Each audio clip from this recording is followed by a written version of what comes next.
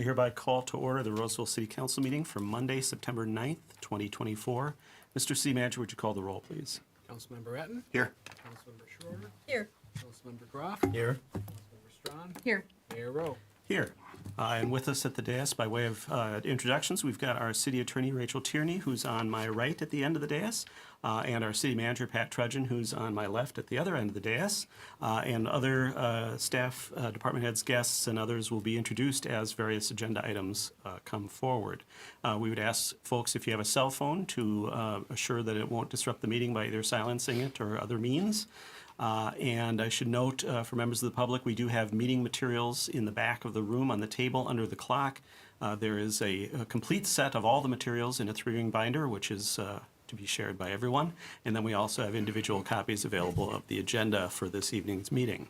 With that, a bit of housekeeping, we'll go ahead and ask folks to stand if you're able for the Pledge of Allegiance. I pledge allegiance to the flag of the United States of America, and to the republic for which it stands, one nation, under God, indivisible, with liberty and justice for all.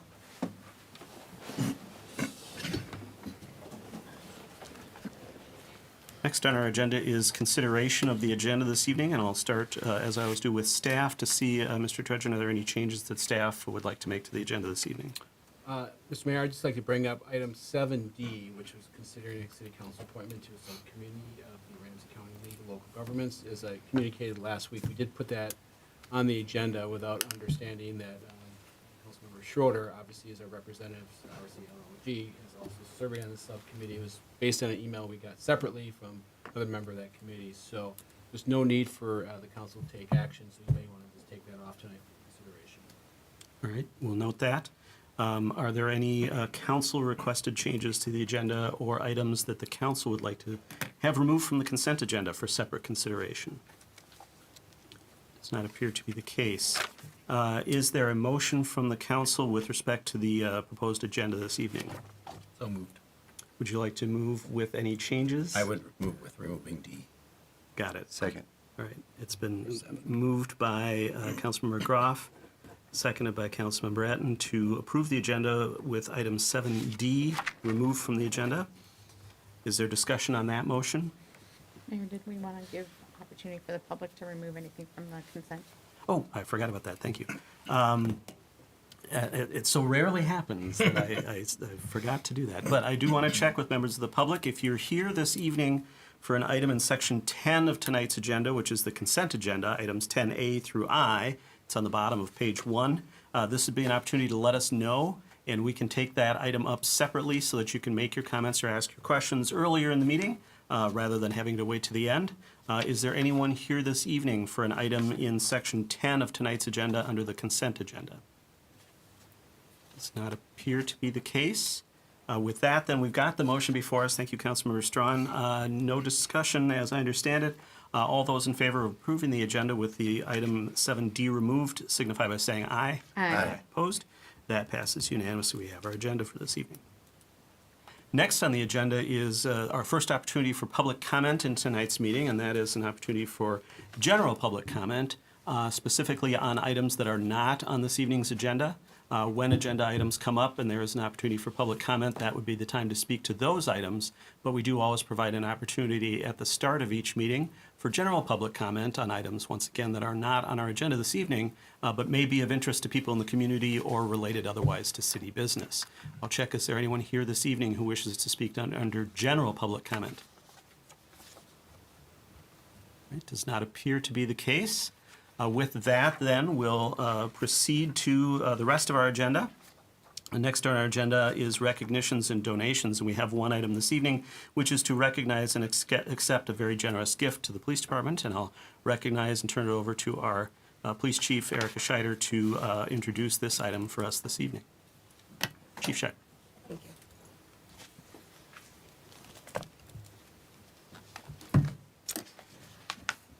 Good evening, and I appreciate being able to be here tonight and recognize really a extraordinary member of our community, Pat Harris. Pat has been a dedicated supporter of the police department for many years. She's really helped improve our Shop with a Cop program and really take it to the next level, where not only are we able to support the children, but we've also been able to support the families based on her financial support. One area where Pat has been really passionate about is being able to support people in our community who are going through tough times or experiencing homelessness. And so she recently made a $10,000 donation to the police department that specifically is being earmarked to help individuals that are going through tough times. Thought it would be good to highlight some of the stories of how her financial support has already helped people. She's been supporting for a number of years. And so just a few stories. We had a human trafficking case at one of our hotels last year where it was a young woman that we were able to rescue. They had to take her phone because it was evidence and it was going to help in the prosecution of her traffickers. But now you have this victim who doesn't have a phone. And if you can imagine how difficult it is to get out of this, get a hold of your family. And that's not something that we'd be able to easily go by. And so we were able to use Pat's donation, the money that she had previously donated to the police department, to go get that victim a phone so that she could maintain contact with her support. Another recent story is we had a individual that was experiencing homelessness that our homeless outreach worker was able to get into housing. And then she reported back that she was able to, or had a job offer from one of the local hospitals, but she had to go through some certification, and she didn't have money for that course. And again, that's kind of a unique thing that we don't usually have funding for, but because of the donation, we were able to get her through that class and onto employment. We also last winter had an elderly individual. We did a welfare check. This is the middle of the winter, and it turned out she didn't have any heat. Her furnace had gone down, and she didn't have any food. This is a Friday night, so it's really difficult to connect to services on a Friday night. But our CAT team was able to, using the funds that she's provided, was able to go buy a space heater, at least get her through the weekend, get her some food. And then on Monday, our social workers were able to do additional outreach and get her connected with meals and get her furnace back up and running. And then just the last story I'll share is we had a young man that was experiencing homelessness in our community, and through our homeless outreach worker, we were able to get him into some stable housing. He ended up getting a job up north at a camp, and then he came back down to report that he was going into the Navy. He was super excited until he reached the roadblock of he had outstanding tickets. And so we were able to partner with the local VFW, and along with Pat's donation, we were able to pay off those minor traffic tickets that were just kind of lingering, and he was able to go on and enlist. So these are just some of the stories, but we're just so grateful for her continued support. And a lot of the things that we're doing wouldn't be possible without some of that financial support that she's provided. We do have some grants, but sometimes there's a lot of red tapes with grants. And when you're dealing with somebody who's in crisis or has an immediate need, we just can't say how much we appreciate Pat's support, and especially this most recent $10,000 donation that's really going to help people in our community. That's all I have. I know you wanted to say just a couple words. Just a few. When I retired in 2019, I was trying to figure out which organizations, charitable organizations, I wanted to focus on.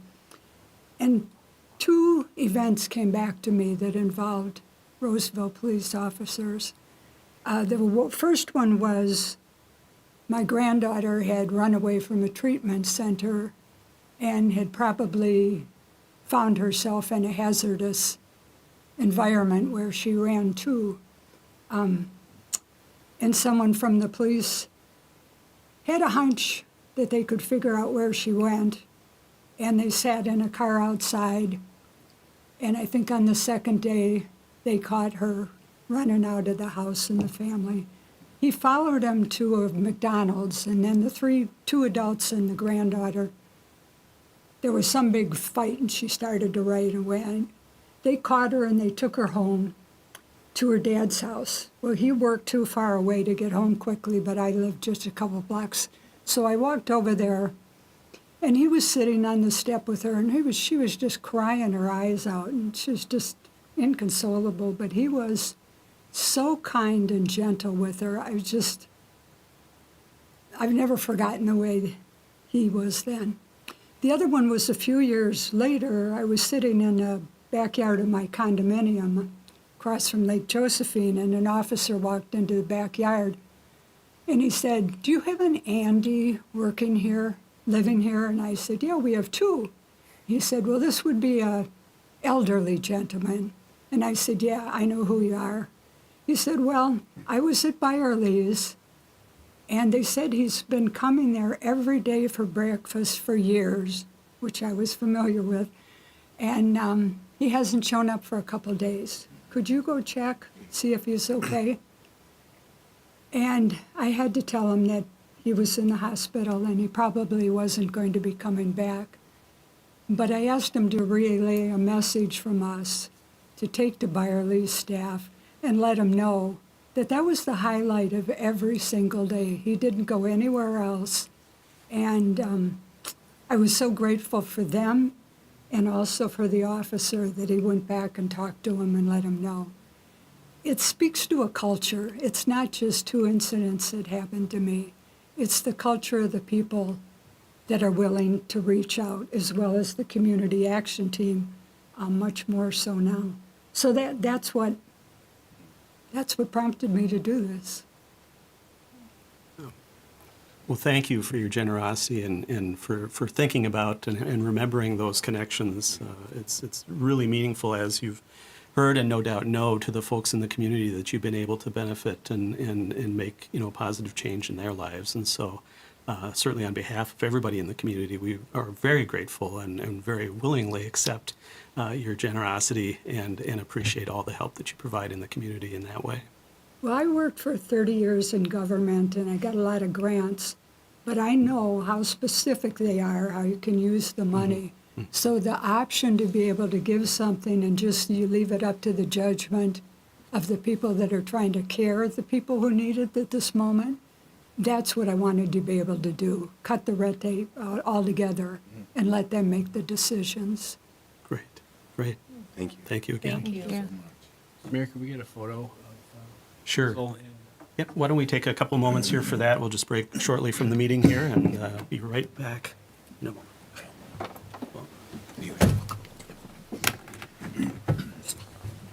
Go down into the darkness.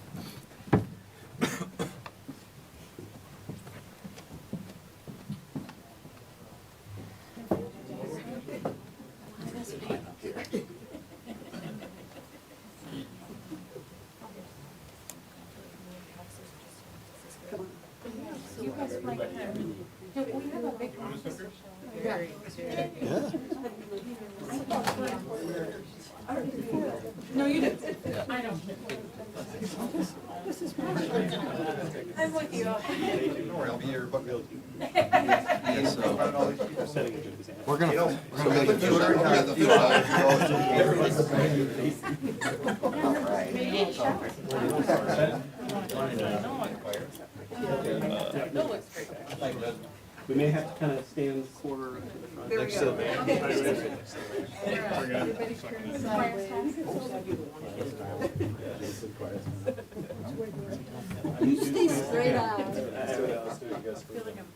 All right. Ready? Smile. 3, 2, 1. Just check.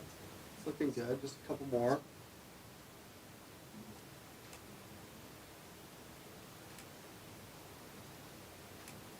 All right. Thank you.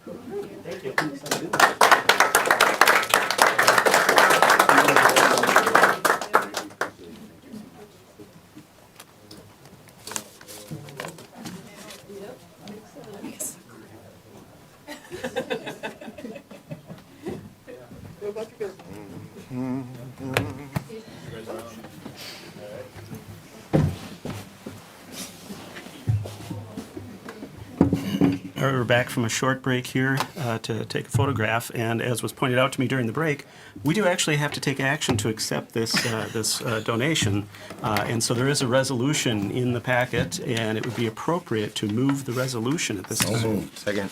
All right, it's been moved by Councilmember Groff, seconded by Councilmember Etten, to adopt the resolution as the attachment in this item in the packet to accept the donation once again from Ms. Hanson. With that, is there any discussion on the motion, maker of the motion? It's wonderful. All right, seconder, other council discussion? Appreciate it. All right. We've got the motion before us once again to accept that donation. All those in favor signify by saying aye. Aye. Opposed? That passes unanimously, and it's now official. And with that, Mayor. then, Councilmember Strawn. I would love to, I know that other folks have asked if there was an opportunity for them to do something like that.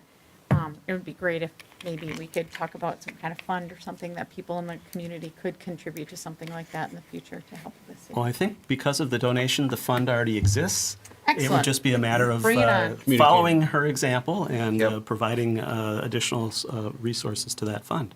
So this is one of the reasons we highlight these donations is to set the example for others in the community. The myriad of uses is really Contact exciting. the police chief, probably, Police chief. or the assistant chief, Or the city manager. or the city manager. It all goes to the same place roughly.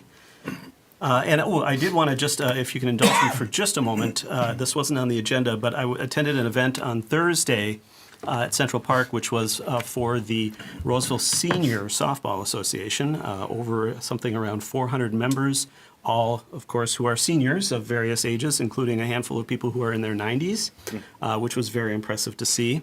And certainly I wasn't there in any softball-related capacity or senior-related capacity, although I probably qualified.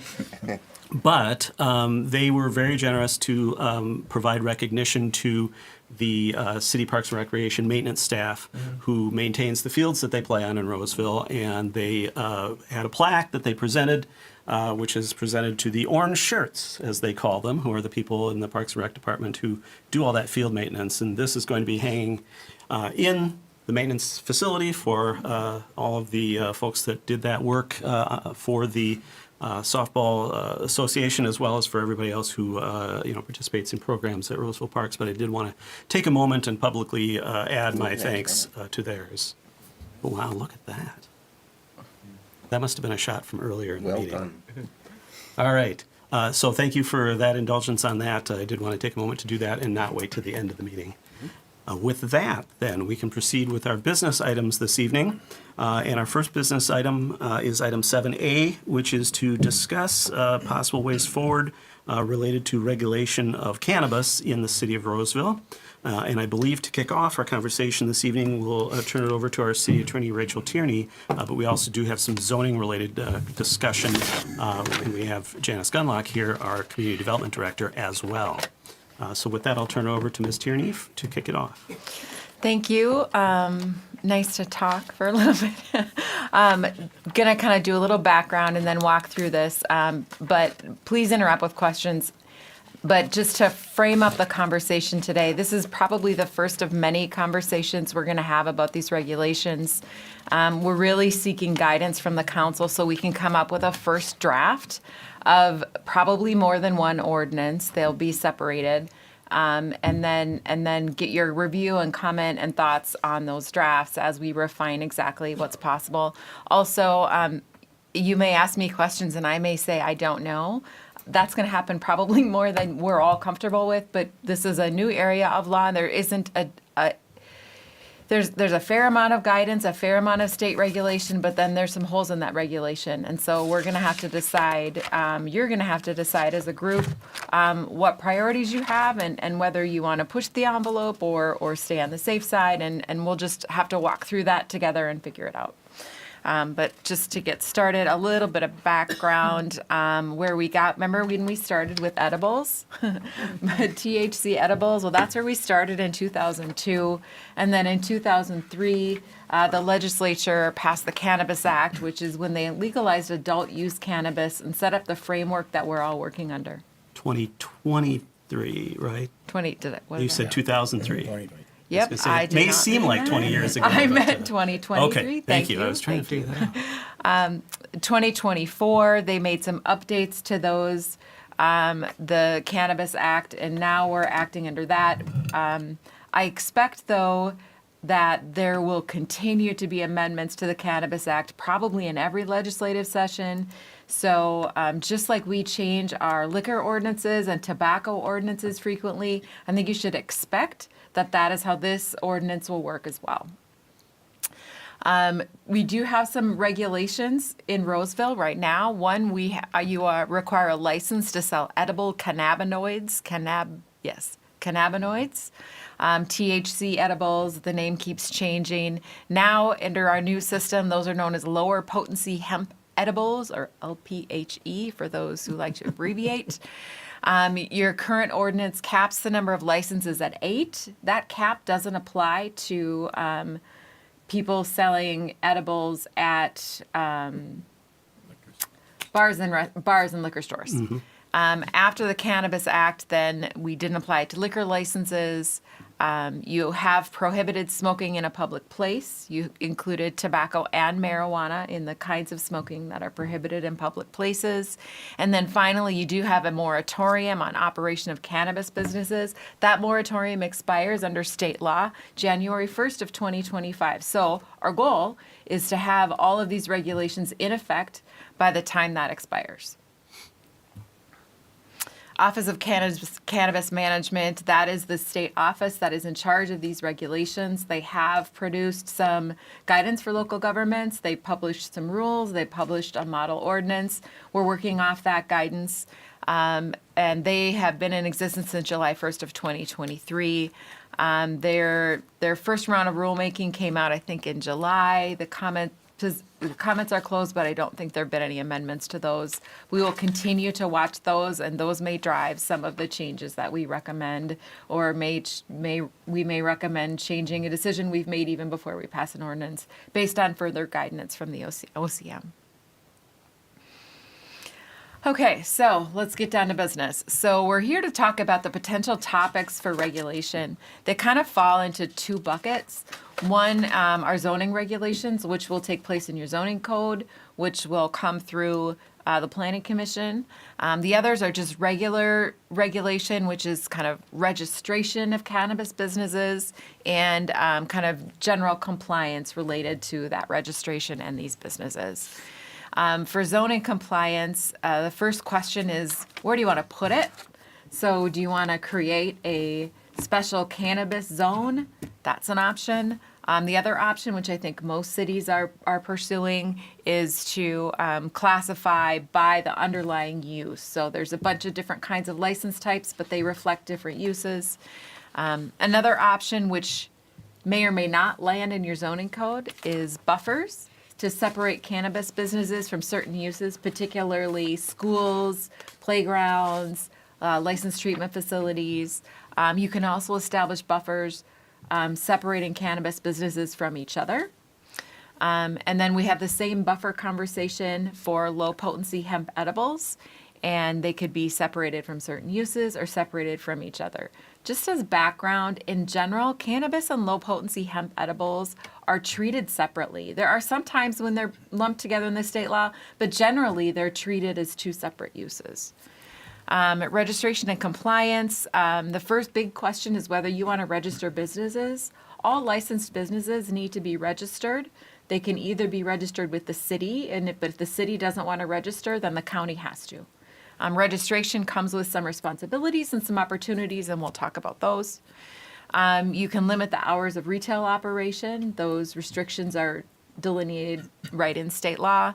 And then we'll talk a little bit about cannabis events and what kind of standards you want to impose for those. First question. Do you want to explicitly list cannabis business types into a particular district or particular districts, or would you like to regulate them based on similar uses that are already existing in the city? And now I'm going to kick it off to Janice. Or do you want me to run through this first? Sure.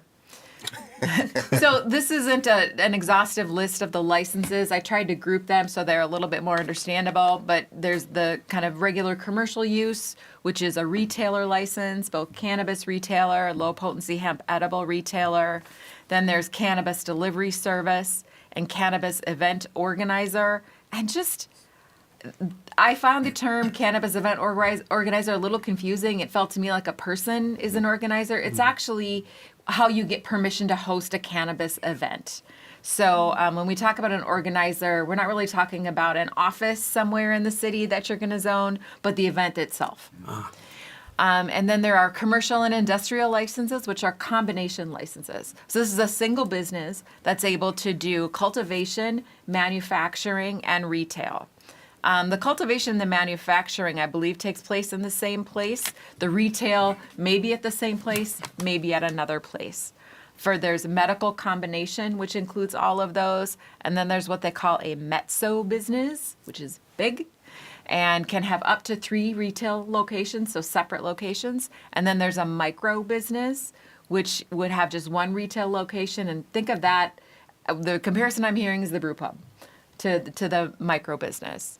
Then there are some industrial uses. This, for Roseville, that would be indoor. So we've got cultivator, cannabis cultivator, medical cannabis cultivator, low potency hemp edible cultivator, manufacturer of the same, and then we have cannabis testing, cannabis wholesaler, and cannabis transporter.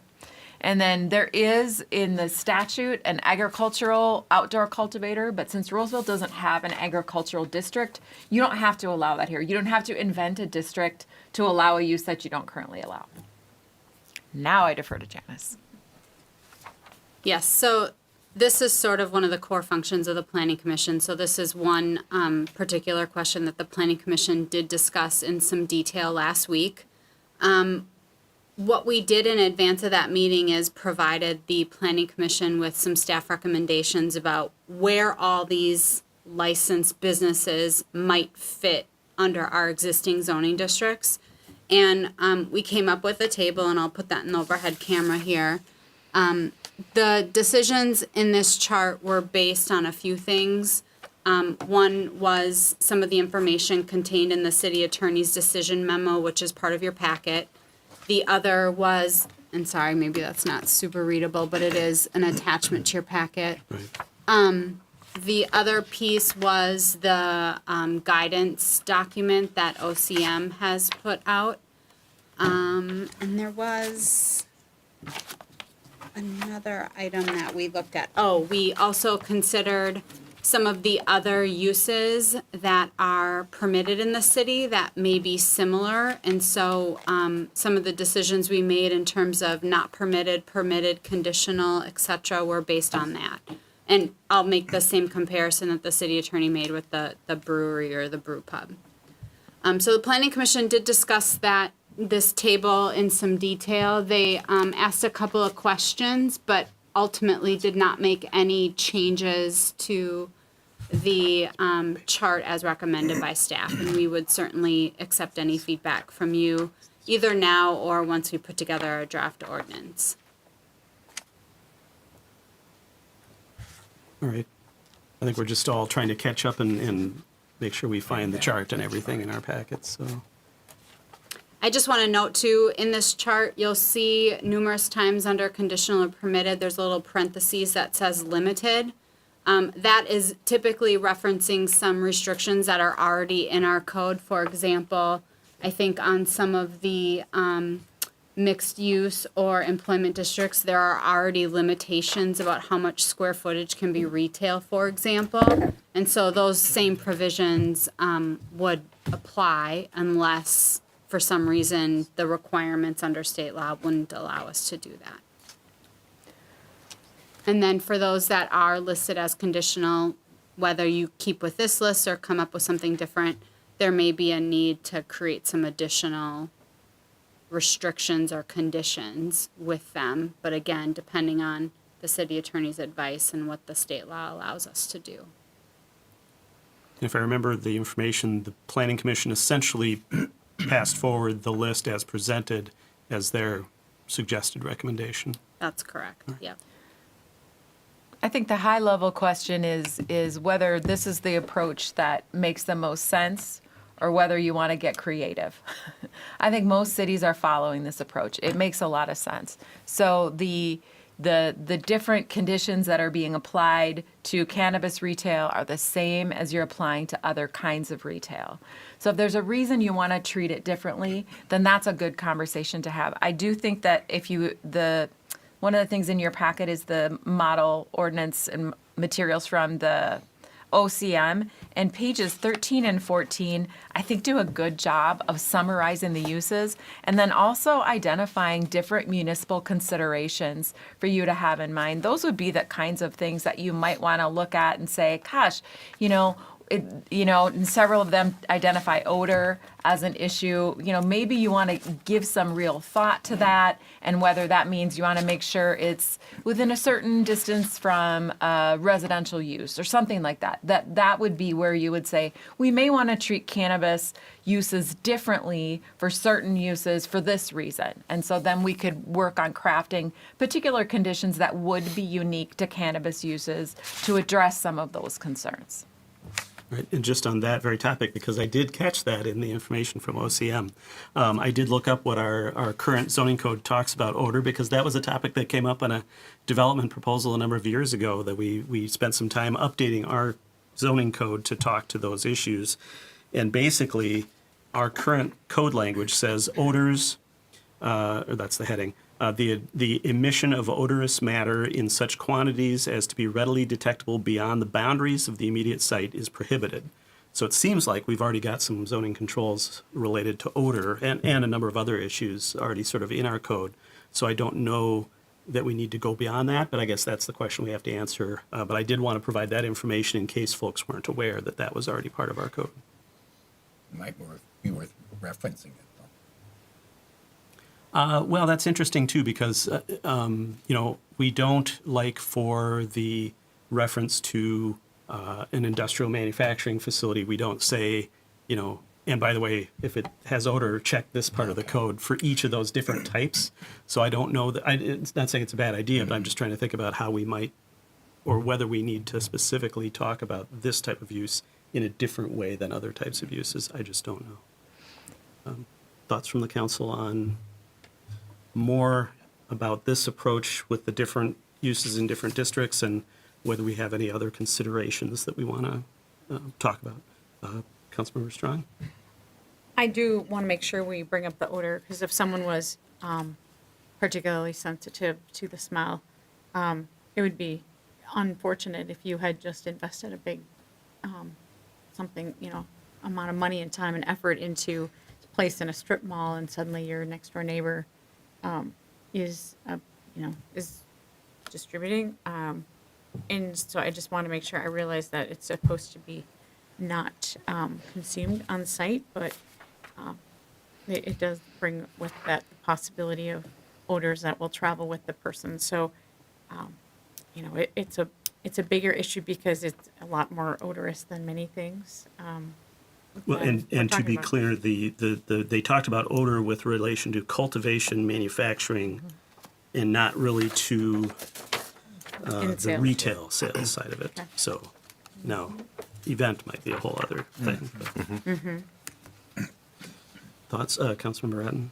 I would agree with the approach that went through the planning commission and is here in front of us. I think that we should stick with that because it follows our current stuff. We're not making up new stuff. That can be a problem for others to understand, for staff to understand. So I would agree with that approach. I agree that odor is a thing that we can talk about and I think you brought up the two. It's the micro business and then it's the events that we want to talk about. I appreciate that we have something already to look at in our code. So I think that's an important piece to lean on whenever we do that. And it doesn't mean that we couldn't put like specific conditions in addition to that under the conditional use approval where we have conditional Yeah. uses.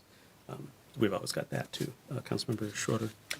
I would agree. I think this approach makes sense because, zoning can get complicated by itself, and why do we even want to put another layer on here?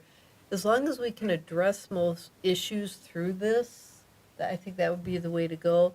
But again, that odor was one of the things I had on my list of things to bring up as well is, and I had read too where mainly the manufacturing and growing.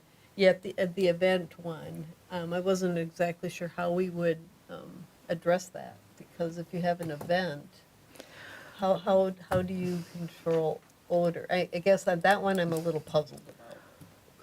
Councilmember Strawn, we'll get to events, but one of the things within your authority is to prohibit on-site consumption during events, or to restrict where it can happen during events. You can also restrict where events occur.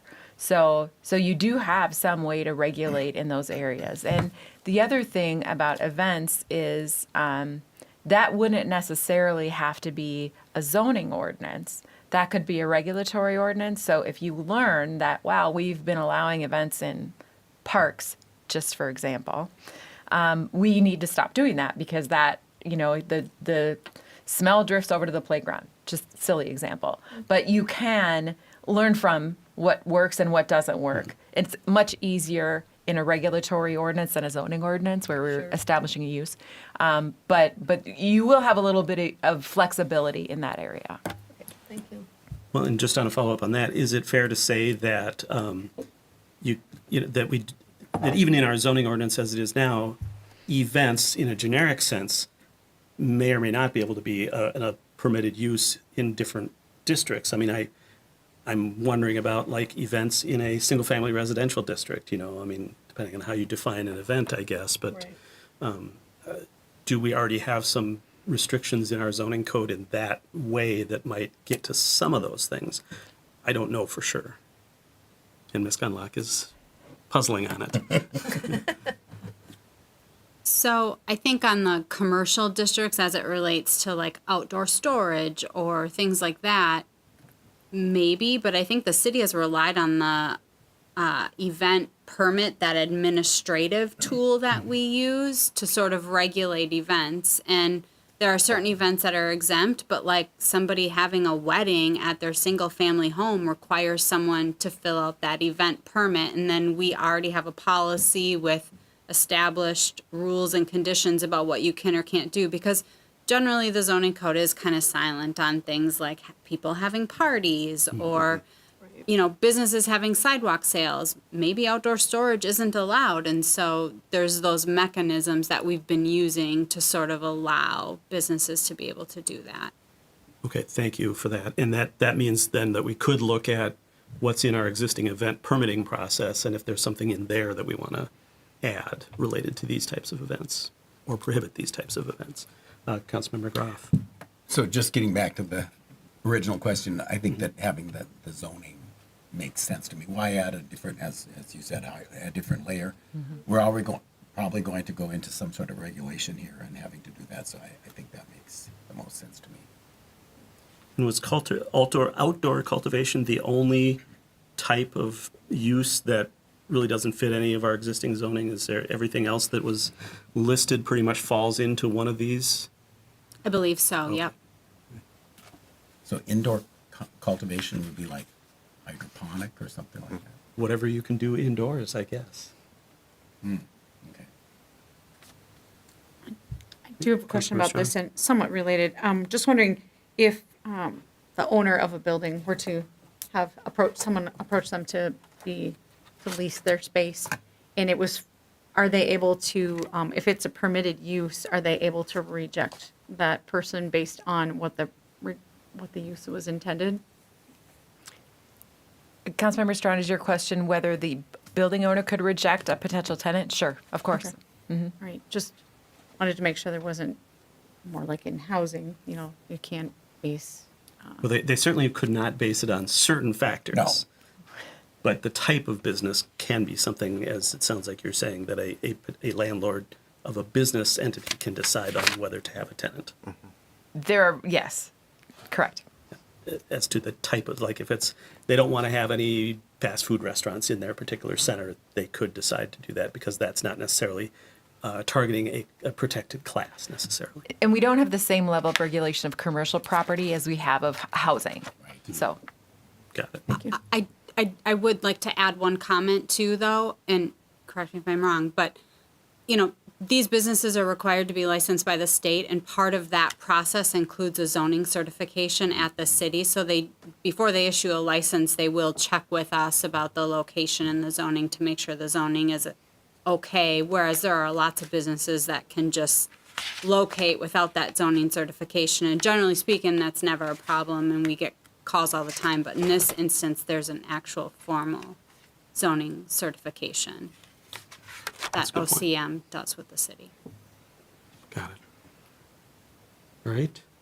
moving So on. I think that gets to the uses in the table. Next question? Okay. So if we can go back to the PowerPoint? So the next question is whether you want to require buffers. And this is both for cannabis businesses. The statute explicitly allows you to prohibit cannabis businesses from within 1,000 feet of a school and within 500 feet of a daycare, residential treatment facility, or public park attraction that's regularly used by minors. So think playgrounds and soccer fields and things like that. Those are explicitly in the state law. The OCM's model ordinance also says that you can prohibit cannabis businesses from being within a certain number of feet from each other. There's no number in the ordinance there. I just point this out to you because it's not in the statute, which gives me just the littlest bit of pause that could change. But at this point, we think you can prohibit it if you wanted to have buffers from each other. So there's kind of two theories when you're talking about uses like liquor and tobacco and adult uses. Do you want them all in one spot or do you want them spread out? And so this is kind of what if you wanted to prevent them from being within each other, what you're doing is trying to prevent a concentration from being all in one spot. And then finally, the buffers can apply to all kinds of cannabis businesses or specific kinds of cannabis businesses. So you could say, we're going to have the buffers only from retail. If the manufacturing ends up together, that's fine. Or maybe you don't want to concentrate the manufacturing together for odor concerns and you'd want to have those buffers, for example. Low potency hemp, same discussion. Do you want to prohibit them from uses? Do you want to prohibit them from being close to each other? The 1,000 feet and 500 feet requirements or limitations don't apply to low potency hemp. You could have larger distances from the low potency hemp edibles. Although there's this other open question in the law because low potency hemp edibles it appears can sell low potency hemp edibles kind of as a matter of right in a licensed liquor establishment. So I don't think those buffers are going to be able to apply there. Again, statute's silent on that, but it seems like the way the regulation's written that's kind of implicit. So really just talking about the standalone retail stores where you could perhaps use those buffer regulations.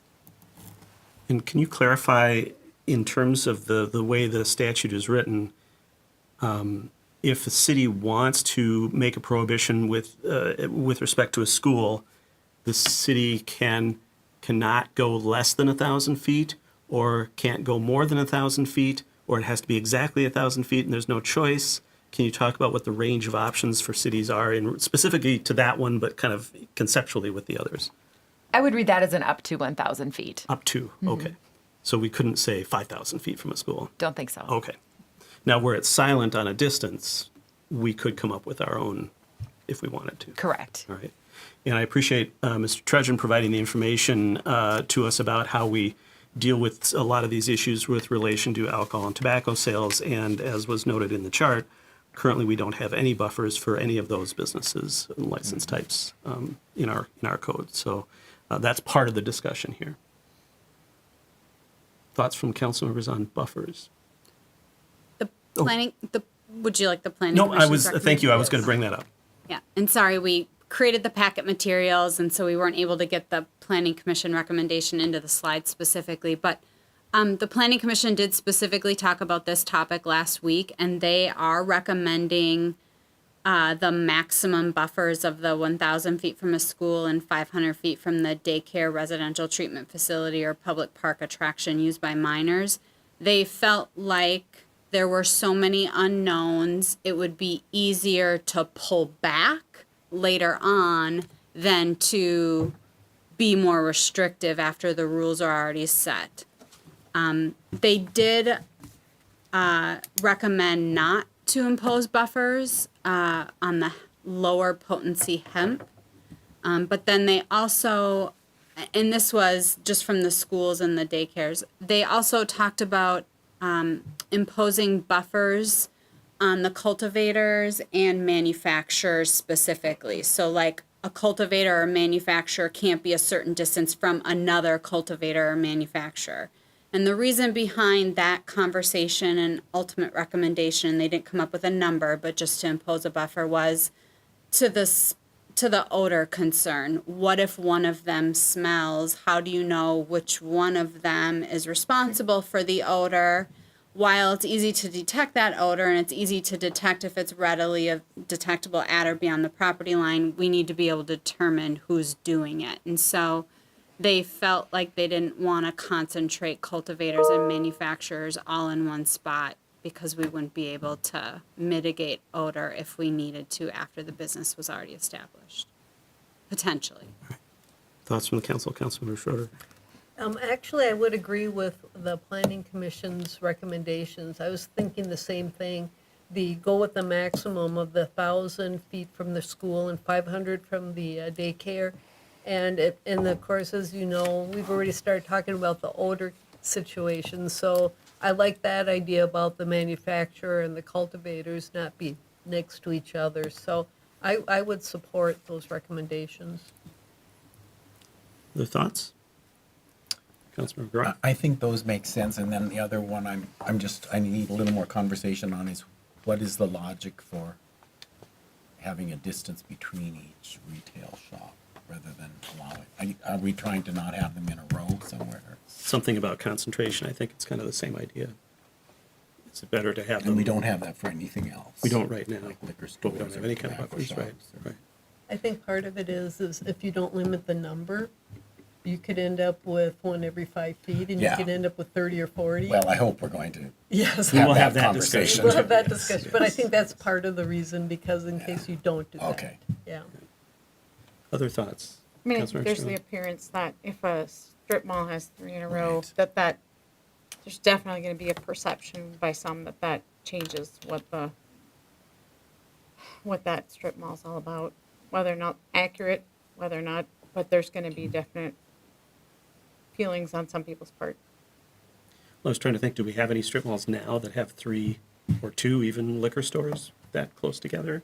I can't think of any instances right now. Councilmember Ratten? I have a question first, then I want to come back to that. Clearly, I don't have a lot of experience with manufacturing or cultivating marijuana. Odor is a problem? Yes. Yes. Odor is a problem.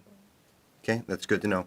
When we think about distance between retail businesses, what we found actually with our alcohol ordinance is some of our owners of licenses wanted to have a buffer so that they could have their own kind of zone of influence, and people within this half-mile area came to them. They were actually looking for the space, not to concentrate, right? It doesn't make really good sense to put 2 or 3 of the same kind of business right next to each other, because then you're not going to get unique business, and I think they were trying to push that apart. So I don't know that we need to have a spacing thing within each other. I'm generally supportive of the buffers. I agree that we can go backwards.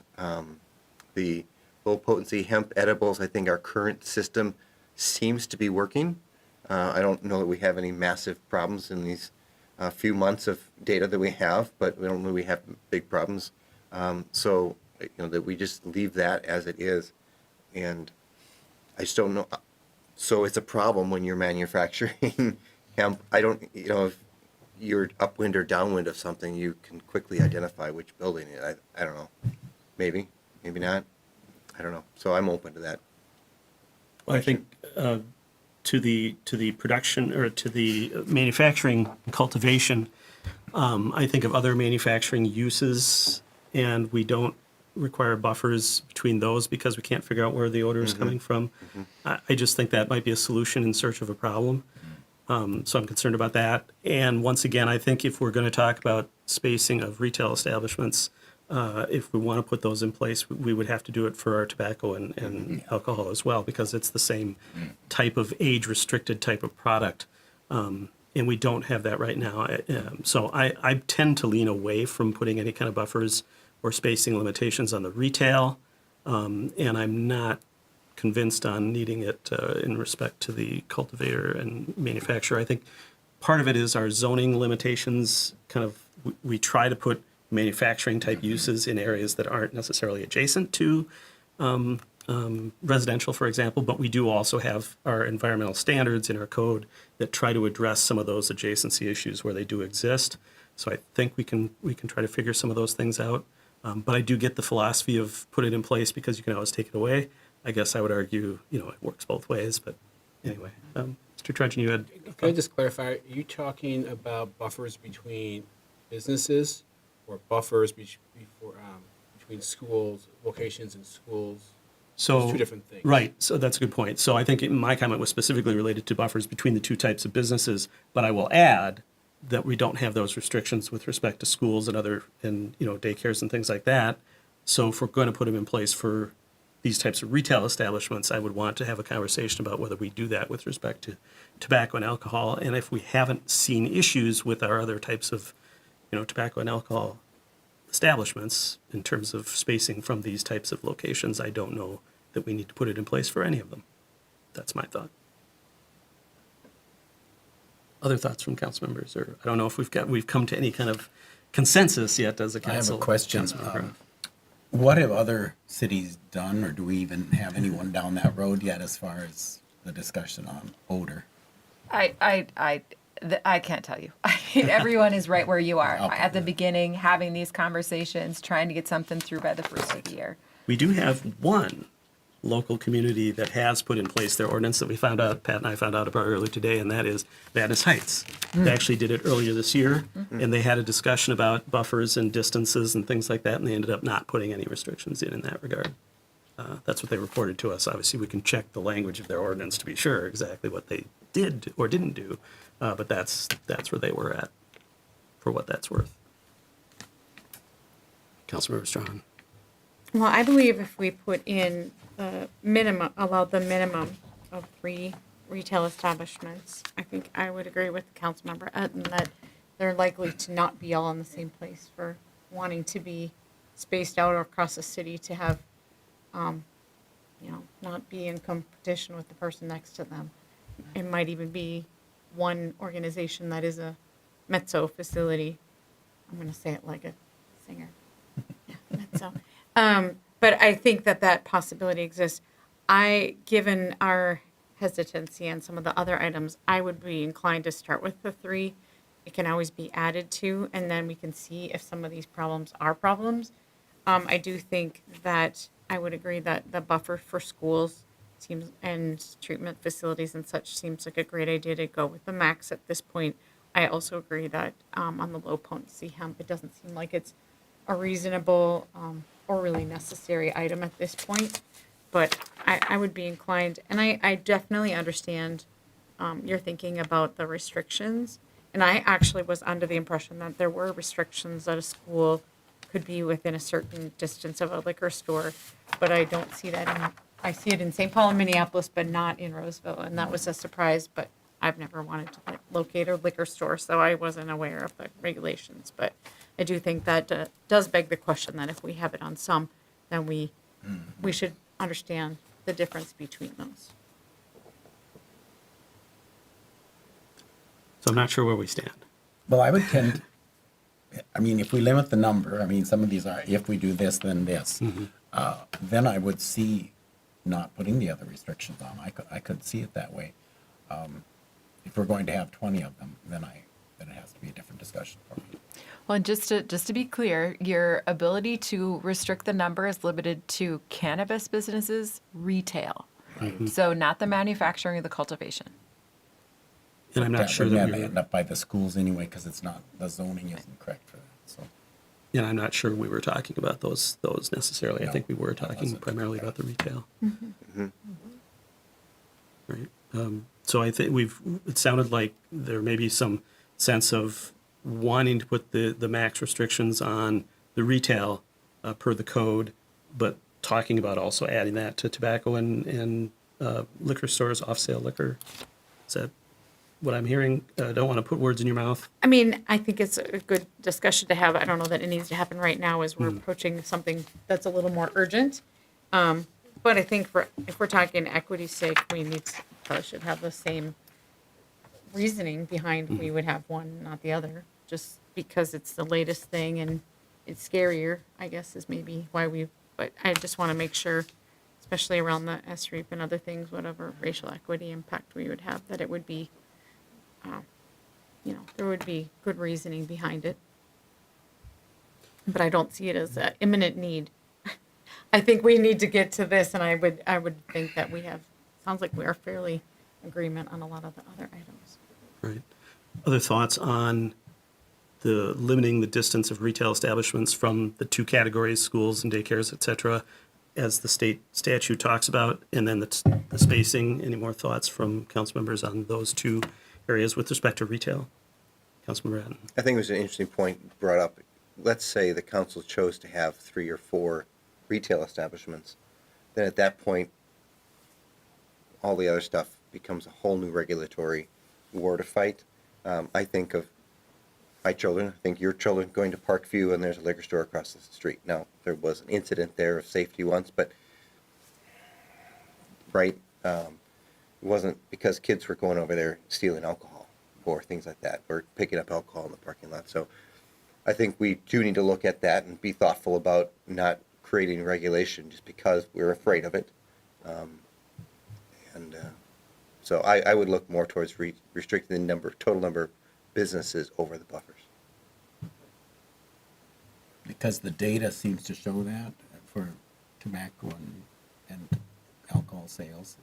They what? We haven't limited that on either. Yeah, and we don't have a problem that we can tie to those. I don't think we've got a proximity issue Right. with those. Yeah. Well, I would go for a less restriction if that's the case. You're right, I think it's partly, we're worried about it, so we're trying to. Yeah, yeah. worry. Well, and it was specifically mentioned in the It state was statute, mentioned, which yeah. they don't Yeah. do about No. tobacco and alcohol. Yeah. Does that answer the question on the retail? So we're not really talking, it doesn't sound like, about a spacing limitation from each other, because we're going to be talking about the number of licenses or the number of registrations or whatever we're calling them. Assuming we have those in our scheme, which is another part of the conversation. If we defer that to the county, we may have to come back.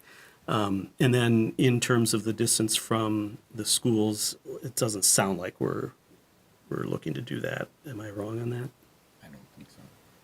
I would be inclined to have it be limited right now because we have that opportunity to have that maximum. But I think knowing if we are going to limit it to 3 or 4 establishments that are retail, there's going to be it's going to be a different situation than it is if we say however many want to show.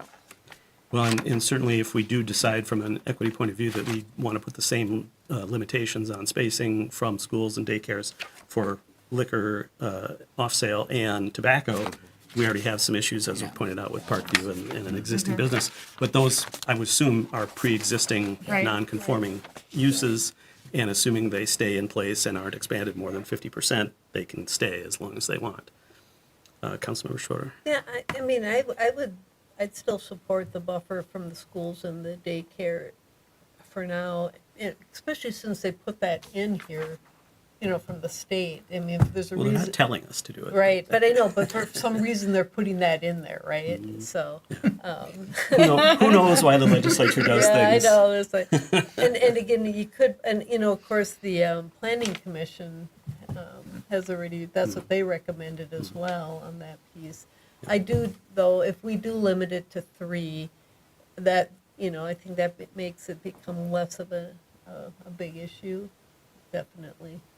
Right. And we can circle back to it. Councilmember Atten. I'm just thinking, going through the schools in our city, and Parkview and the North Heights Church private school are the only 2 schools that I can right now pull out that are close enough to a retail establishment this would matter. I don't know that separating it from Well, and we do have the daycares, a residential treatment daycare. I facility. mean, it's not like 4-year-olds are marching over there picking up marijuana illegal. It's. I don't understand the restriction from daycares. That would be the parents making that choice, and they're legal to pick it up whenever they want. So, some of this I think is essentially a moot point in most of our city and most of our schools and places we're trying to create safety. The other is, so it's the 500-foot category is daycares, residential treatment facilities, or essentially a playground or athletic field within a park. So once again, though, if we're not looking at restricting from schools, Yep.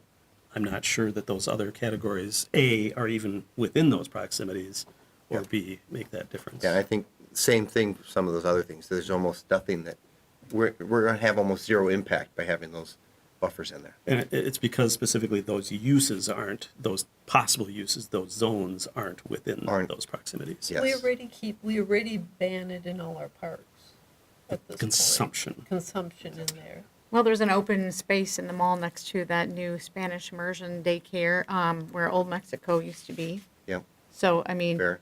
I, Yeah. I think if we wanted to be consistent, we could have it 500 feet. It really, there's not many opportunities, especially in the public schools in Roseville. But if we said 500 feet, it might give it a bit of distance. And I'm thinking more just for odors. Odor. The odor piece. But at a retail If establishment, they're not allowed to smoke. consumption isn't allowed, is it? Yes. Oh, it can Yeah, still but you smell though. smell. It does. Remember when we could smoke in bars? You know, I never smoked, but I always smelled like it, you know? It carries. At a retail establishment Yes, where you can't consume it. yep. I don't understand how that can have an odor outside of, Because they have that flowers in there and the plants themselves give out the odor. You don't actually have to light it. It's like if you're growing it, you can smell it, but it's inside of a building. so. Aren't they sealed packaging? The doors are. Actually, I don't know about, but even if the door opens and but I closes, mean- I just don't Experience understand, on I the just don't council. understand what the odor issue is with retail, but. And if that's really what the state was trying to get at, or if they were trying to get at underage use and consumption and potential purchase. I mean, I don't know what the state, once again, I don't know what the state was trying to get at, but,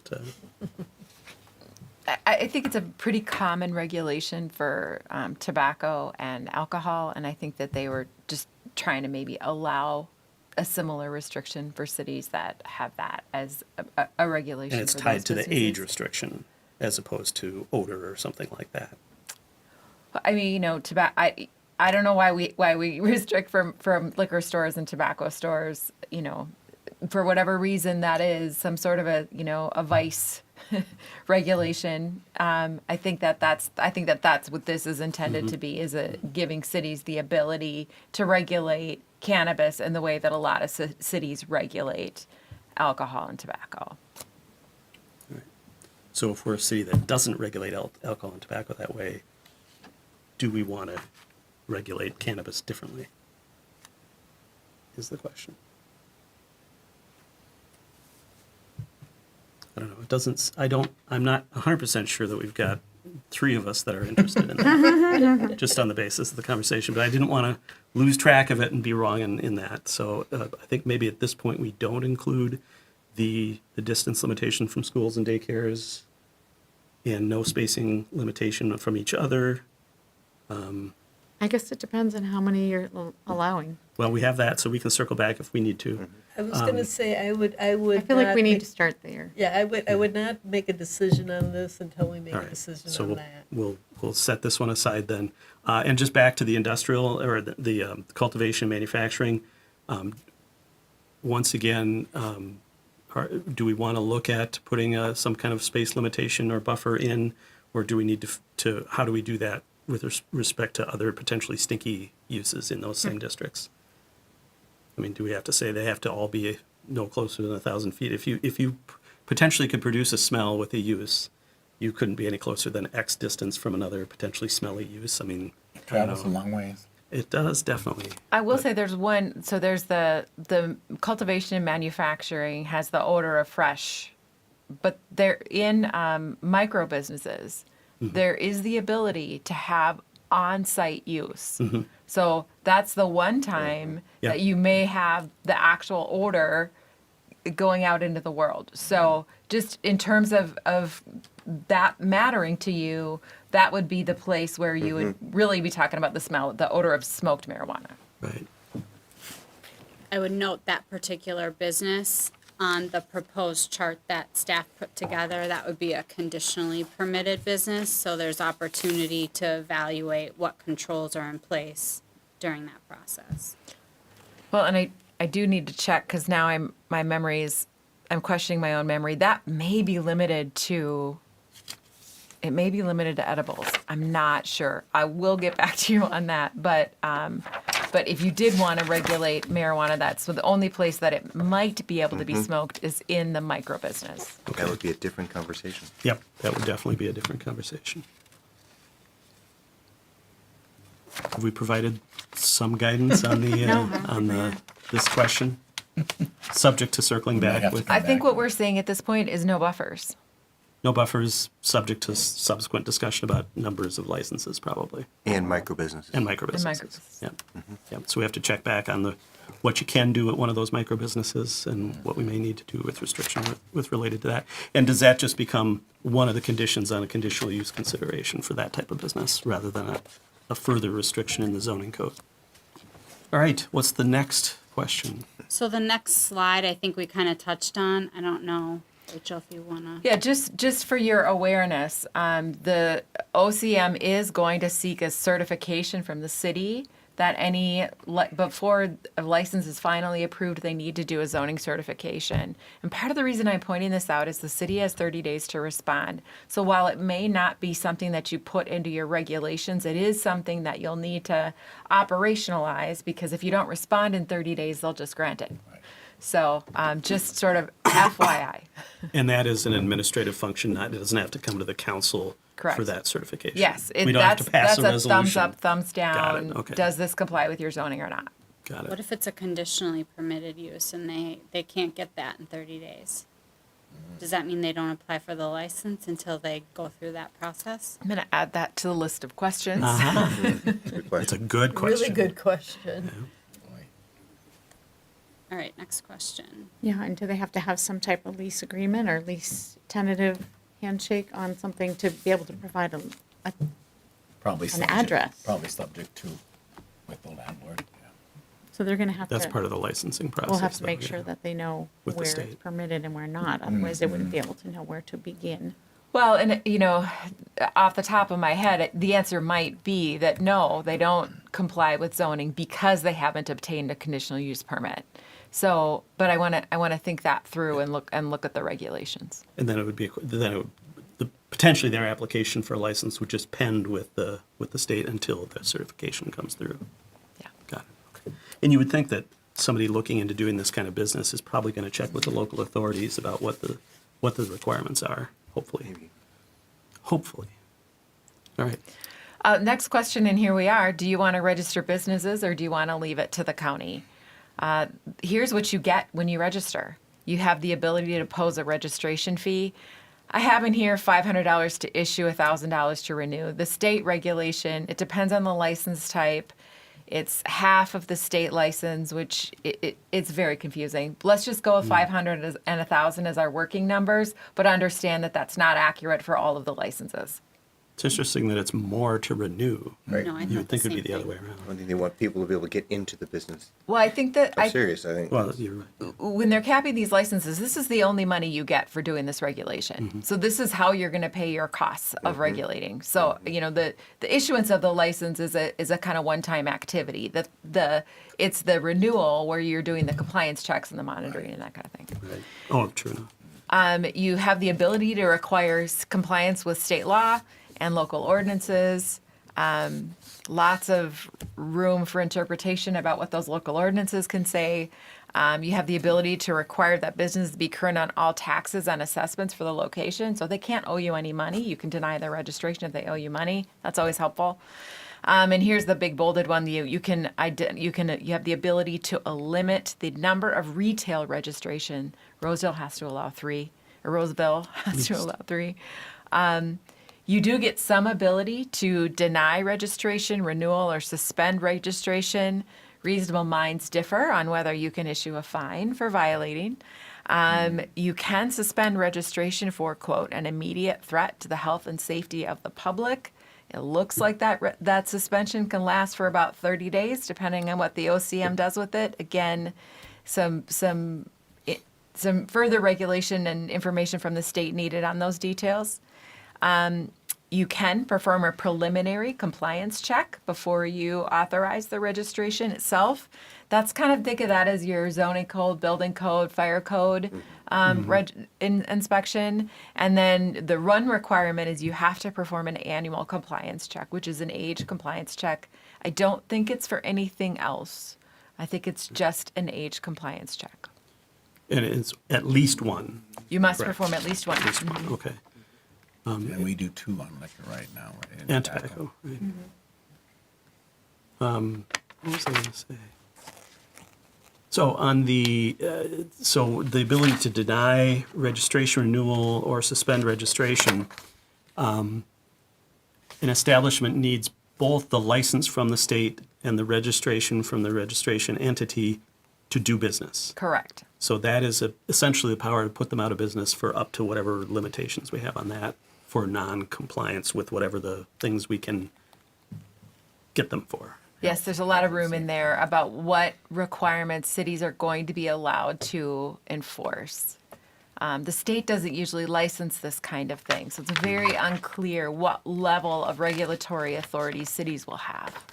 And this isn't just retail establishments. This is registration of all of the different license types. Is This that is correct? all cannabis businesses. Cannabis. But it's not just the retail cannabis, it's any of the license types in the list, right? Yes, the registration part is any of the license types. Doesn't include limiting the numbers, doesn't include compliance checks. For the other types. Correct. Okay, so the compliance check and limiting the numbers is only for the retail establishments. Yes. Thank you for clarifying that. Councilmember Strawn. Thank you. Attorney Tierney, on the registration, that bolded ability to limit the number of retail registrations, is that exclusively if we chose to register the businesses as a city? Yes. You do So if not we- have the ability to limit if you do not register. Well, there you go. I think that answers the That question. answers I that think so. question. It's easy. I think there's two factors there. Is one, when do we ever defer things like this to the county? Or the And then, state. Right. and We then just had to second, fight for licensing that- for the hotels, that- so. Right, that took tells us right forever. there. Yes, exactly, No. exactly. Obviously, we defer a lot of things to the county that they do very well, but when we have the choice, especially in public safety, we tend to do it. Councilmember Hatton. I would agree. We must register them. I can't think of any other answer to that. I have a question on the compliance checks. Do we have the same latitude we have with alcohol compliance checks, where we suspend business for a while, fine them? And I feel like you said, I don't know. That's what I said. Yeah, it's a good question. The language in the statute says that cities can impose reasonable time, place, and manner restrictions. That phrase is a phrase that lawyers are familiar with, and probably you are all familiar with in the context of the First Amendment. So it's hard to say what the legislature meant by that in this context. Clearly, it means zoning regulations. It means time regulations. You can limit the actual opening and closing hours, but the manner part is it's hard to know how much cities are going to be allowed to regulate. The state is taking on an awful lot of regulatory authority. So what is the city's ability going to be to regulate like a license, or could we take the registration away? I think that there are a lot of cities that are going to try. There are a lot of cities that are going to impose those regulations until the state tells them they can't, and that's something you should consider. How much of it will hold up, I can't say. Do we expect more guidance from OCM on any of that? I don't know. Okay. Are there any limitations in the state law as to the total length of a suspension or the total amount of any fine under this category? So one of the unique details that gives us pause is that, so just a little bit of background, unlike tobacco and alcohol, the statutes for tobacco and alcohol both allow cities to be more restrictive than state law. This statute does not contain that language. Within the part of the statute that talks about suspension and non-renewal, there's one paragraph that says if a business operates without a registration or a valid license, cities can issue a civil fine of up to $2,000. But that fining ability isn't elsewhere in that chapter. Whether that is to be read as limiting or not limiting is an open question. So it doesn't make a lot of sense to me to give the cities the authority to regulate if you're not going to have the authority to fine. It doesn't make sense to say if you want to penalize someone, you have to suspend their license. That's your only choice. But that may I don't know where OCM's going to come down on it. I don't know if the legislature will make changes to clarify these issues, but those are some of the open questions. So conceivably, we could put in place a duplicate of our alcohol compliance failure regime. You know, 1 failure is this, 2 failures is that, et cetera. Any more than 3 or 4, whatever, you get this. And until somebody tells us otherwise, we theoretically would have the ability to attempt to enforce that. You absolutely could. I would expect that some cities will. The one thing that's going to give you pause, though, is I don't think that you will have the authority to absolutely revoke and refuse to renew again. So if a liquor license does 4 violations, you can say you are done and you may not work here anymore. I don't think you're going to get that authority for the cannabis. Well, and if I remember right, under our alcohol licenses, if we even revoke a license, I think essentially they could still apply the next year, if I remember how that works. Pat, does that sound familiar? I mean, I would have to look that up. yeah, I think under state law, there's something that says that revoking isn't like forever. It's just like until the next round of opportunity to apply or something like that. They can reapply, but you could use their prior violations as a basis for denial. Okay. And in this case, I don't think that's the case. Got it. Okay. Until we understand that better. Right. Okay. Thank you. Councilmember Schroeder. Just a question on the registration and to do the checks.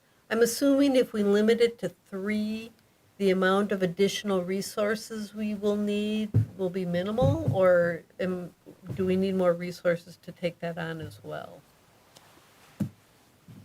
Mr. Treasurer. Well, so this type of licensing would be through the administration department. So we just add it to the list of things that we send out.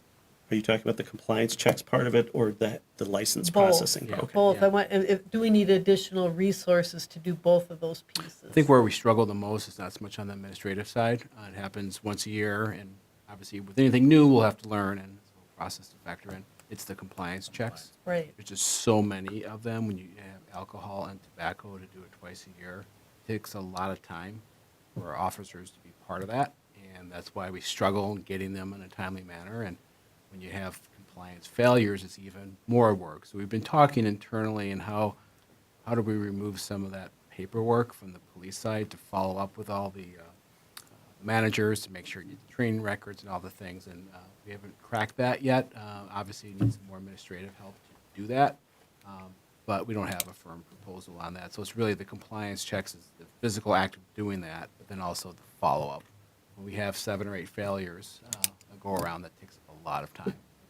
So if you added, if we had just 3, but they are still very time consuming. They can be. I mean, 3 is better than unlimited. Yes, So- yes. So, I think we would do our best to absorb that, but I think the larger conversations around the compliance checks, when you have the THC, you have tobacco, you have liquor, and now cannabis. Right, okay.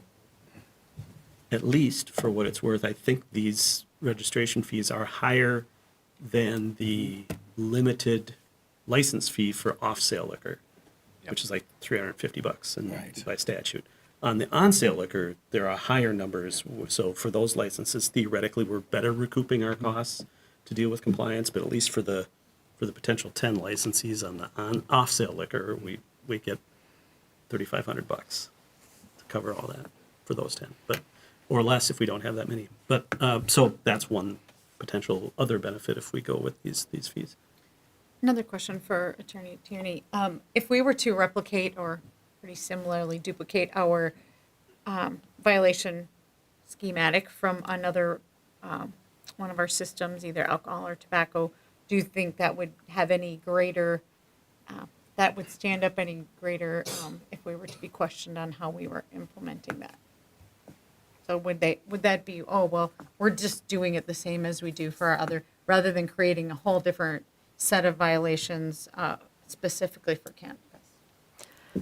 I think from a standpoint of having regulations that are internally consistent, that helps the defensibility of your ordinance in general. But I think the real question with regard to the statute is whether the legislature wants you to have that authority or not. And we don't know that yet. We don't know. All right. Just one other issue, which Thank you for another. Yeah. Oh, and we can just put this in the drafting, but one of the things, if you're going to cap the number of licenses, one of the things that we'll need to deal with in the ordinance is how you're going to choose who gets them. Yeah. And so that's not only an issue for at the front end, how do you choose who gets them, but when one goes away or is revoked, how do you choose who gets the next one? So there's a few options. You know, you can do kind of first come, first served, which is always my preference. But, you know, you could do a lottery if you know you have one coming or something of that nature. So if you have preferences, let us know. Otherwise, we can draft something for your consideration. And we may do it differently for the initial round as opposed to when one becomes available. You know, that might be first come, first serve. Maybe we do something else for the initial, since it's a brand new type of license.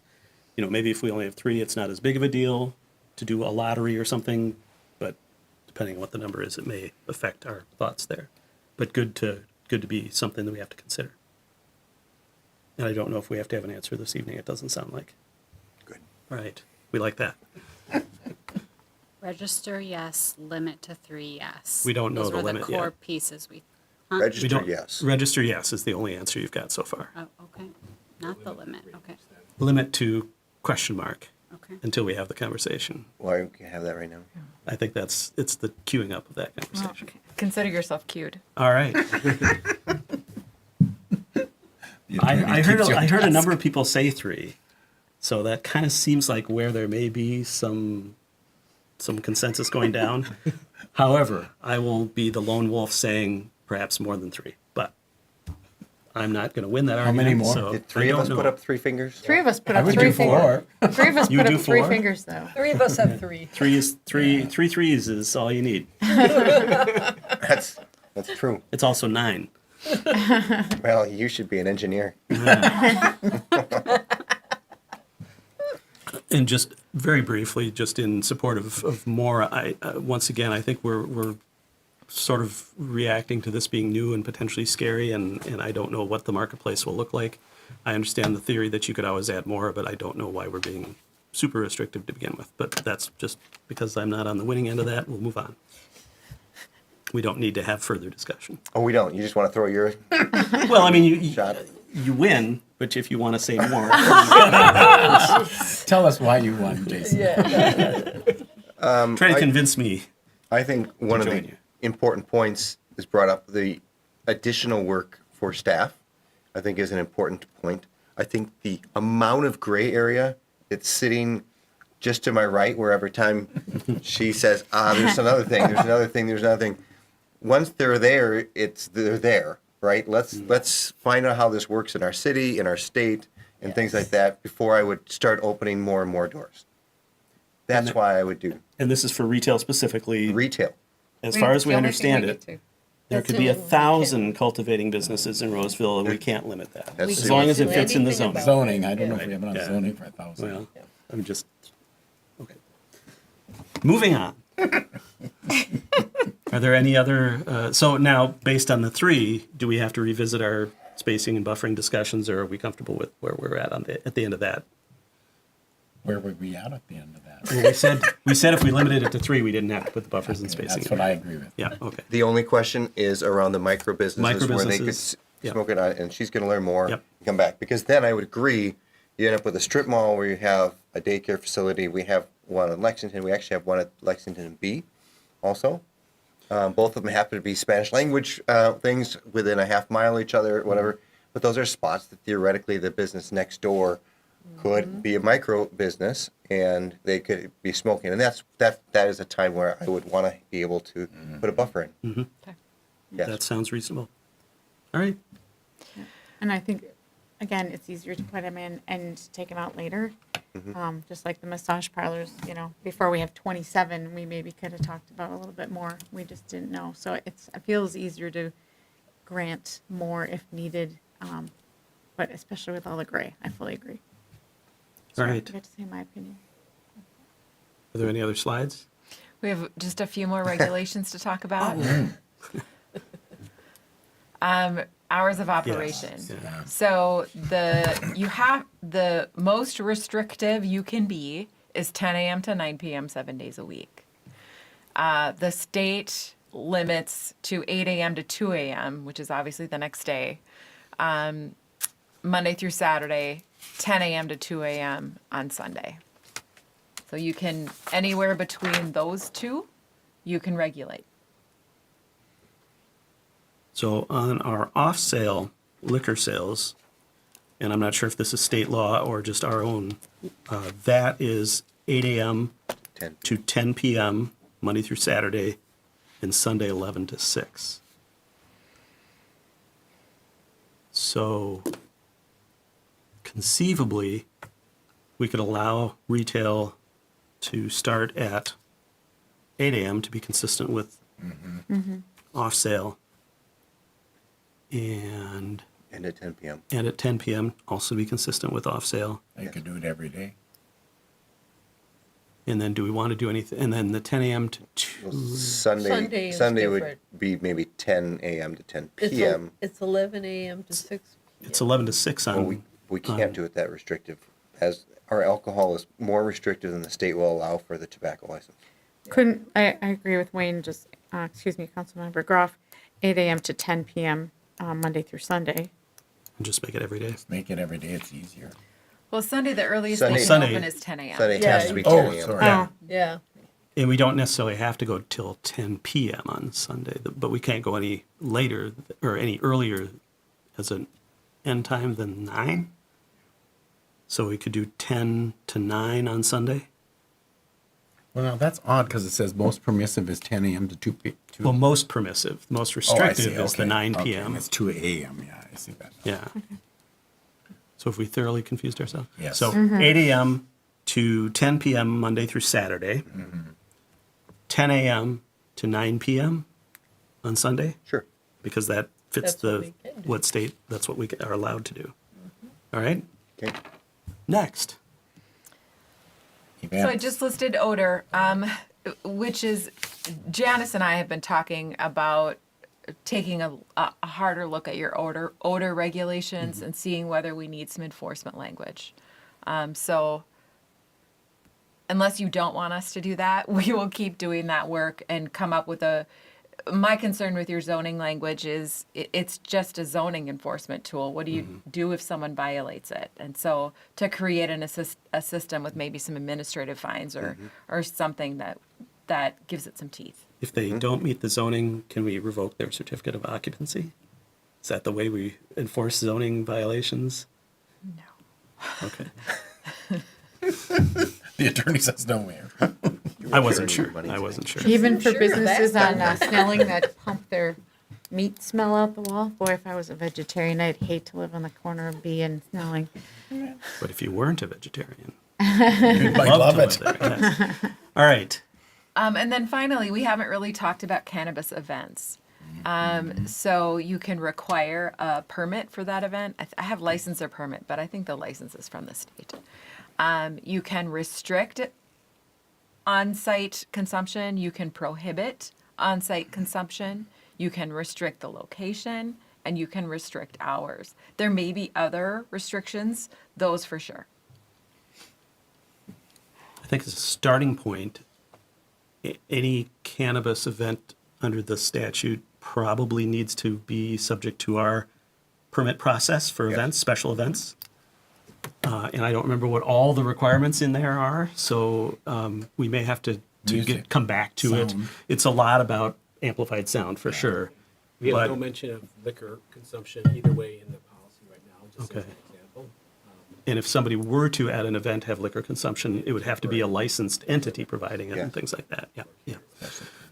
So it may be sensible to within that framework, have something come back with some suggestions. And I would suggest that council seriously consider prohibiting on-site consumption, at least as we start off.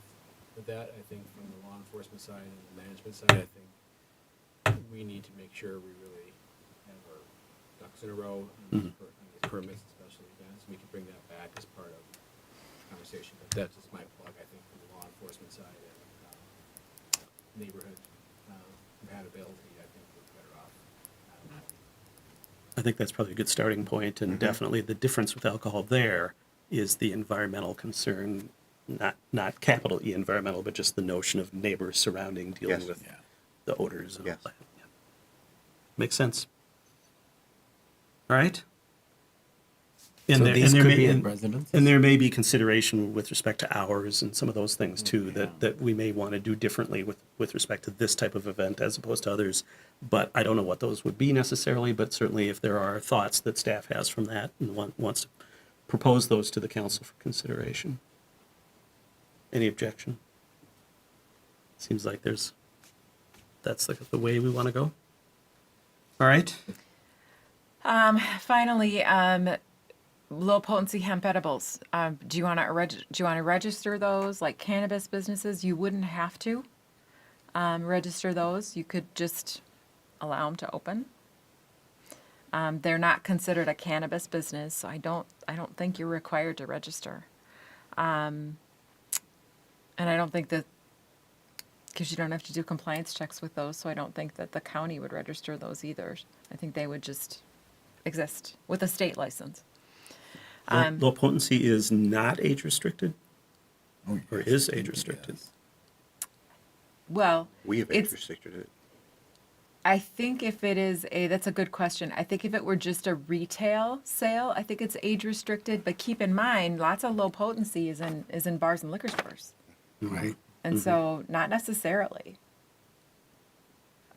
I can 'Cause- answer that for you. Well, I was going to say, because our current licensing of these types of businesses, we have a limit on the number, first of all. And second of all, we don't restrict the number of, the number of licenses isn't restricted unless it's a standalone age-restricted entry type establishment. So we have to understand how that fits with the new regime, I guess. Because if we have the ability to do some of those controls through registration, we may want to register those businesses. If there are age restrictions on the sale and there's compliance check requirements and they're standalone and not liquor license holders, we may want to register those as well if we have to do the compliance checks. I don't believe compliance checks are required. I will say it appears that if it is a if it's a bar, if they have a restaurant or a bar with a on sale liquor license, that they will also be able to allow on site consumption. Right. Of these edibles, Correct. not cannabis. Right. So the question becomes then, those are going to be obviously subject to age compliance checks with their alcohol sales anyway. We wouldn't necessarily be separately or somehow doing compliance checks because it doesn't sound like apparently that even though this is an age restricted sale, the state requires compliance checks. Let me look into that more. Not that I'm aware of, but Okay. but that might have been a piece I didn't catch. Okay. So let me look into that more. Councilmember Ed. If we register them, can we charge a registration fee to help pay for the regulation? Yes, but your registration fee is going to be capped by the state. Let's say it's 500-ish and 1,000-ish, but it's probably less. Even for the low potency, Yeah, lower. lower potency. Yes, there. If you do a registration, you may charge a fee. It is capped by the state. Are there any responsibilities with that? Like you said, probably. Well, you're going to find out if we have to. I'm going to do find that. out. Not that I don't recall seeing any compliance check requirements that apply to low potency hemp, but I'm not 100% confident. Okay. If we're allowed to collect and we don't have to have a responsibility, Yeah, we should be doing we should it. collect. Well, I think, I'm Yeah, yeah, thinking under our licensing regime, we were doing Yeah, compliance checks. THC, our code does require compliance checks. That's what I thought, yeah. Well, then we should Under definitely register. our licensing Help pay scheme. for Under our it. licensing. And we were doing it because it's age restricted, and I Yes. don't know that anybody was telling us we have to. And for that matter, I'm not even sure how we're if we're told we have to do it for alcohol and tobacco too, but I'm just not sure how that is all structured in the state statute. So, anyway. But we do it, clearly, for those.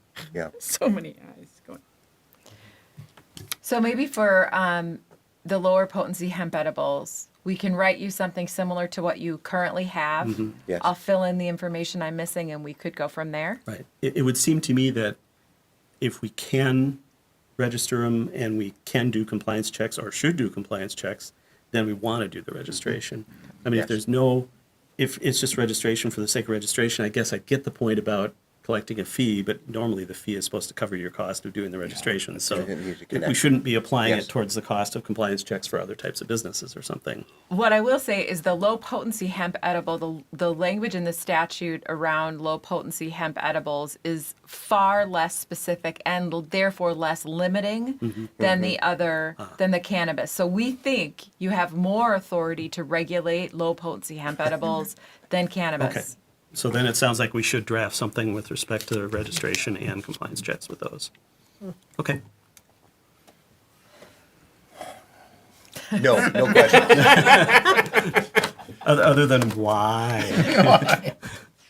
Why us? All right. Imagine municipalities all over the state. Okay. Yeah, wouldn't it have been nice if they would have came out with rules and instead of each of us coming up with our own? When there's an interesting thing that the observation we heard today from another city manager in another jurisdiction, which is his experience with rulemaking at the state level, is that it takes about a year, oftentimes after the completion of the public comment period on the proposed rules, before they actually go into effect. The public comment period on the rules that have been out there ended August 31st for this stuff. So it would seem under rulemaking tradition that it's going to be hard for them to have something in place by the first of the year based on that. But who knows? Miracles can happen. All right. Have we completed our cannabis discussion for this evening? First of many. The only other topic I wanted to bring up related to this was how we want to handle public engagement on this. Do we want to do more than the typical notice of an ordinance and people have the opportunity to come and talk about it? Do we want to do any kind of publishing of a story in the city news about that we're looking at this and here's what we're looking at and here's how you can provide input? Do we want to do any more formalized engagement beyond that? Do we want to try to reach out to the industry as to what they want to, how they want to be regulated? Just throwing it all out there for council consideration. Because we don't want to not do engagement, I would think, as a city. Councilmember Strawn. I just think everyone knows that this is happening across the state right now. We have 3 months with limited meetings. We've had the folks from the Cannabis Association come to meetings. We know what they want. We also got a letter today from the Association for Non-Smokers. We know what they want is very different. I appreciate all the different ideas, but I don't know that in the interest of time, we have a ton of time to engage and collaborate to create, also given the regulations that the state has provided to us. I think that the people who are interested and concerned will reach out, but I don't know that we have a time to do a full on mass, communications effort. Councilmember Schroeder?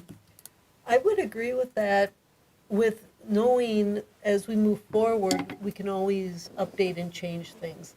So we could get something in place and then still engage and educate and have more public input, and then knowing if there's enough public input that we need to change what we've come up with, that we're open to that.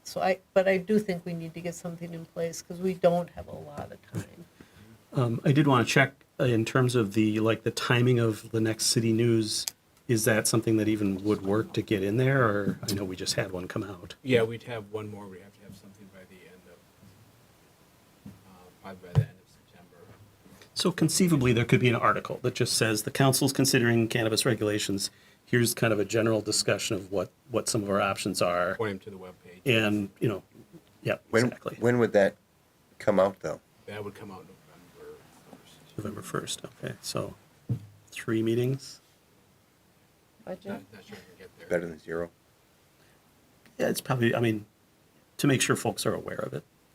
And we could certainly do something earlier than that in social media, I would imagine. Yeah, we can push out social media. We can have, I suppose, a webpage landing, even if the conversation isn't complete, we can have people refer to that in November and December.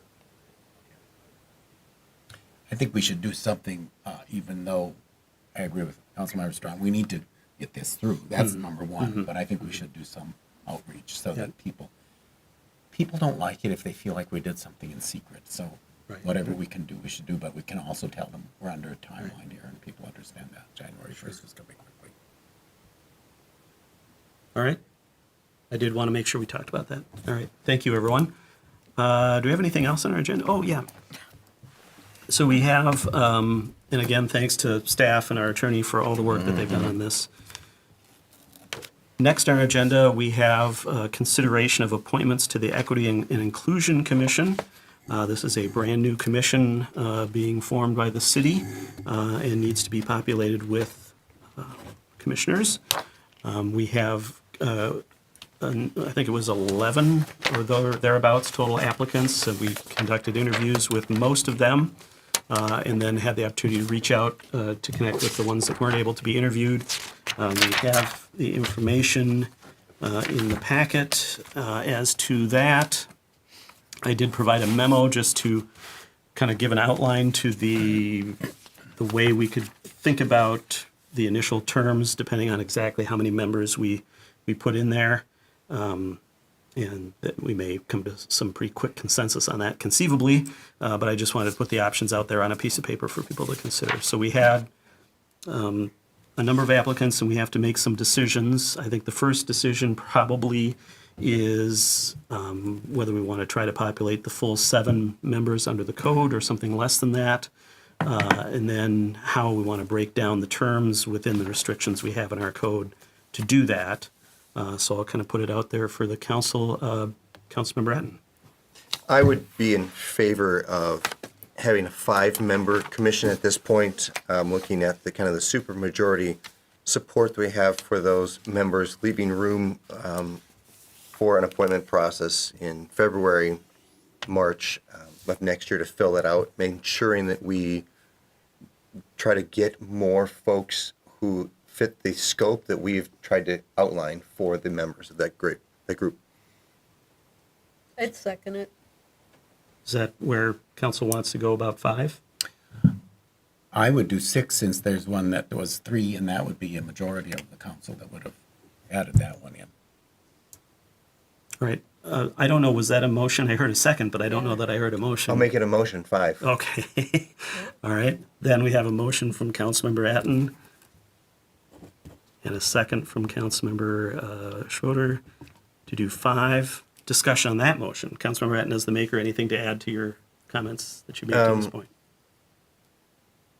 I think as we do this, we want to make sure that we are very thoughtful about the makeup of the group. And I think it is good also as a separate thing that a group has to make a decision that has an odd number. They can actually make a decision if they have a split vote on something.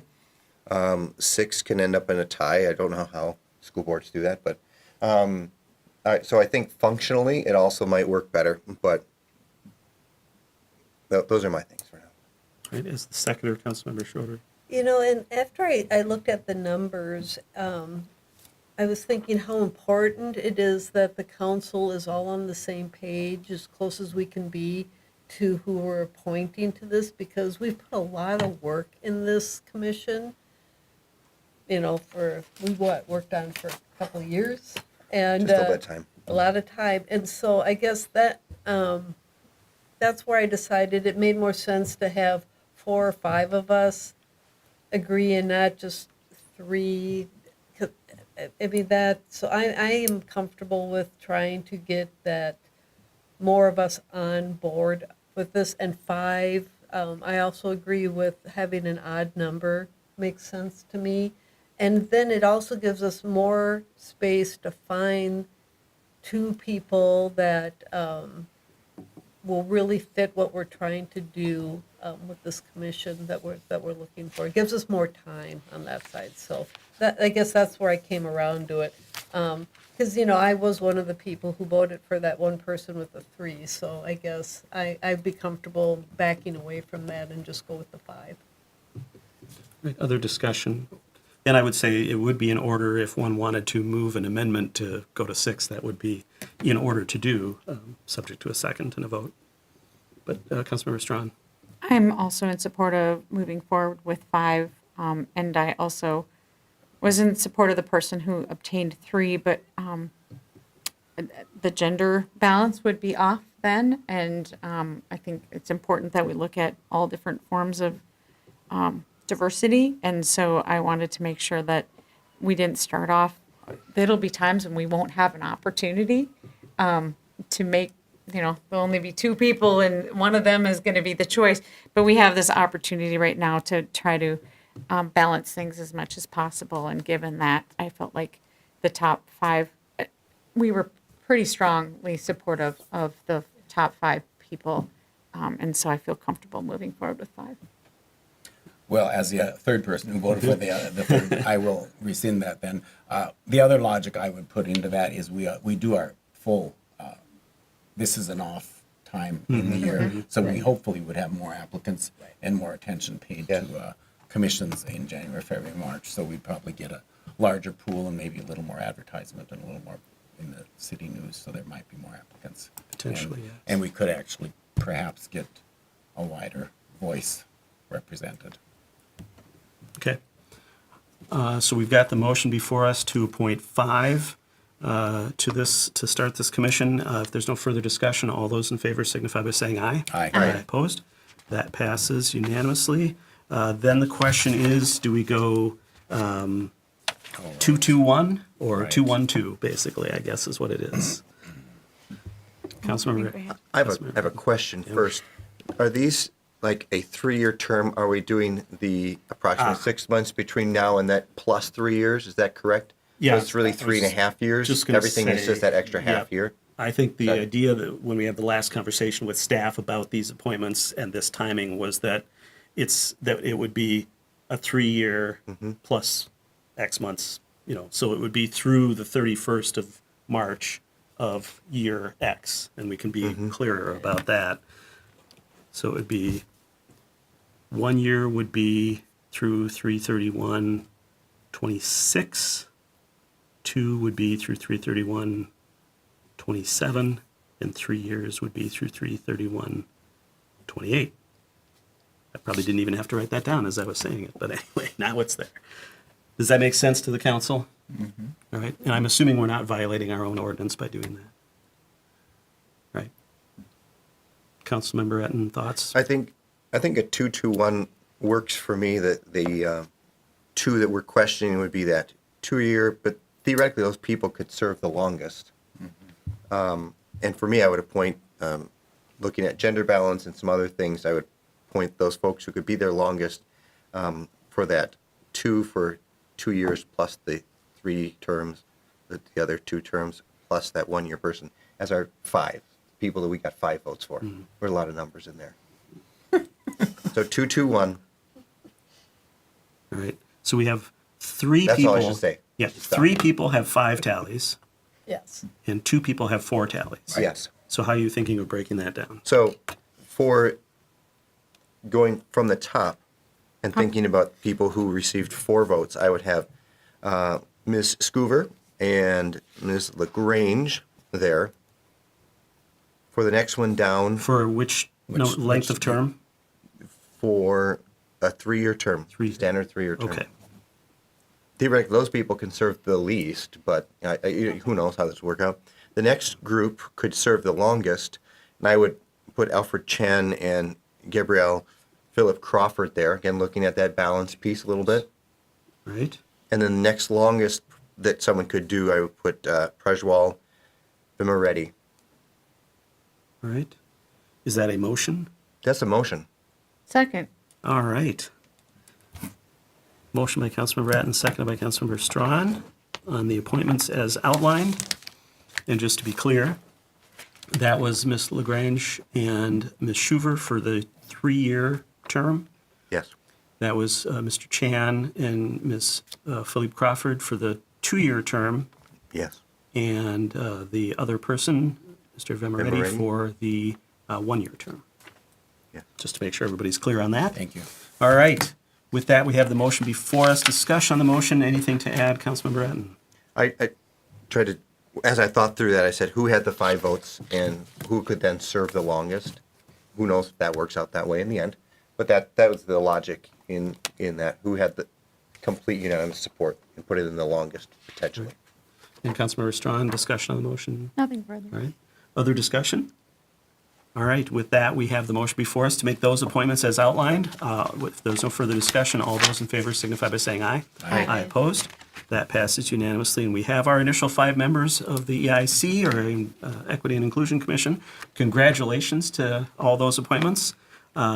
If there's nothing further on that item, the next item is highly related to this, which is to appoint youth commissioners. We have 2 proposed for the Equity and Inclusion Commission.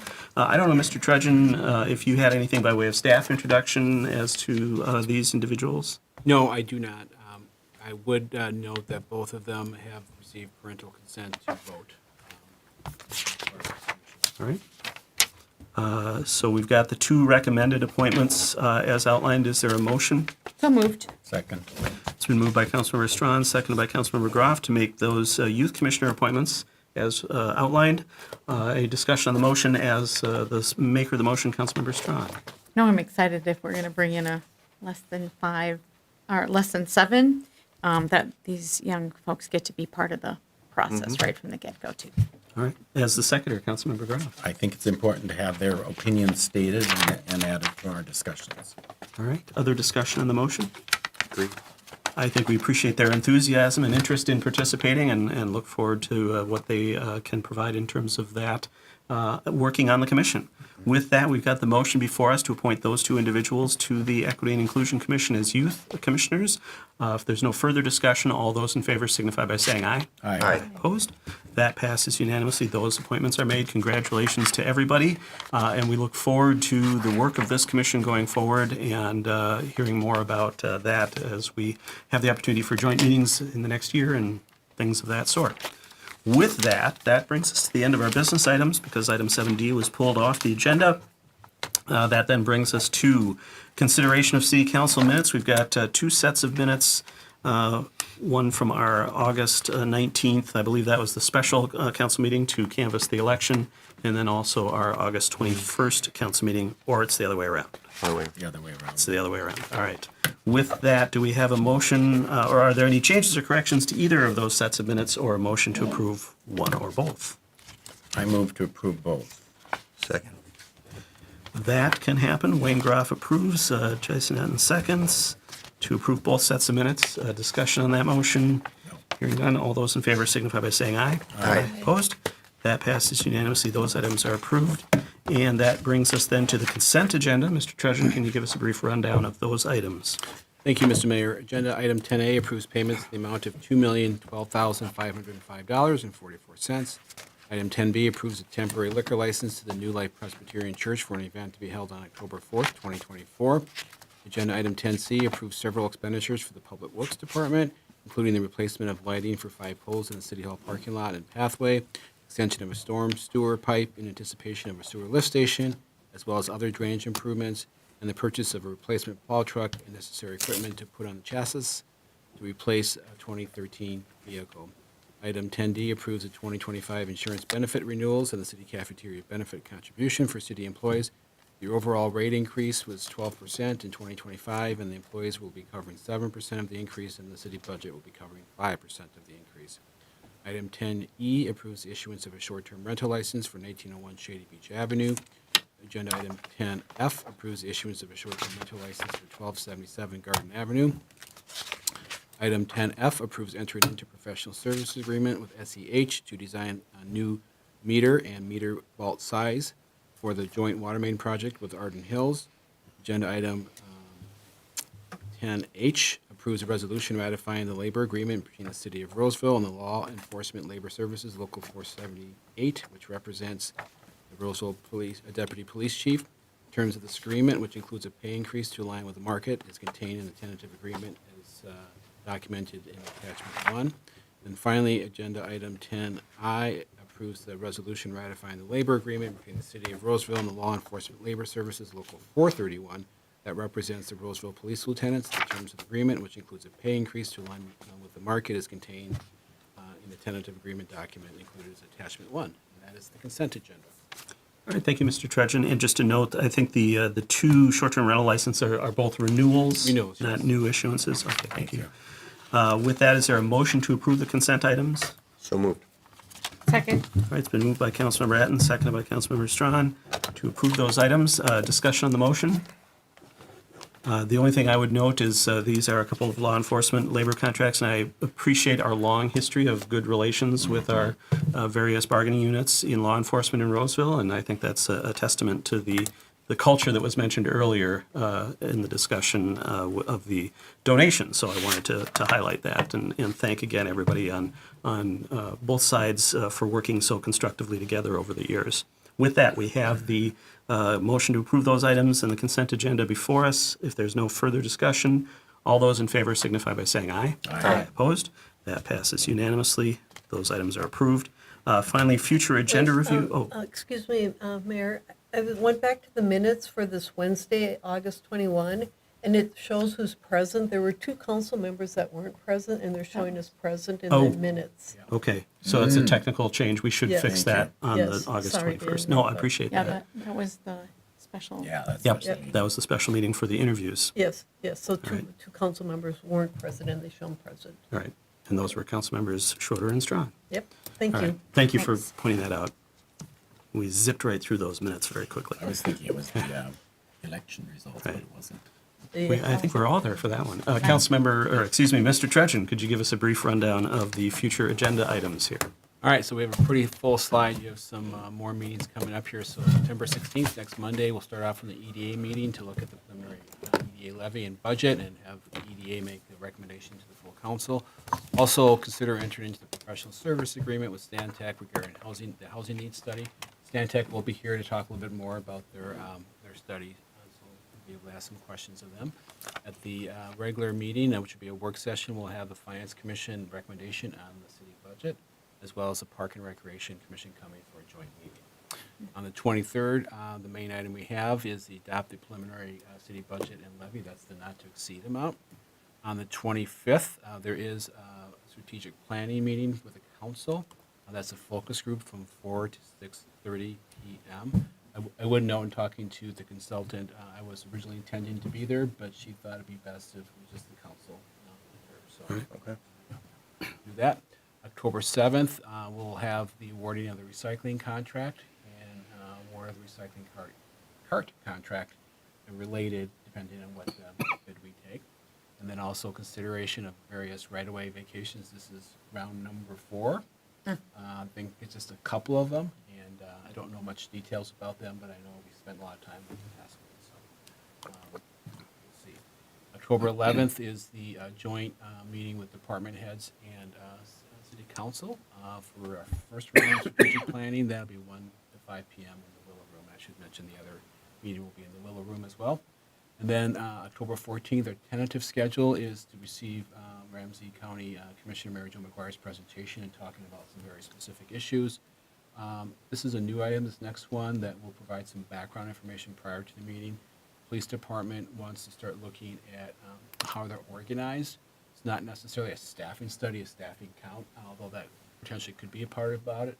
It's about how all the duties are assigned and what's the best approach. There is so much more put on police officers that there's some interest in maybe looking at civilian staff offload some of that so our officers can be doing more things in the street.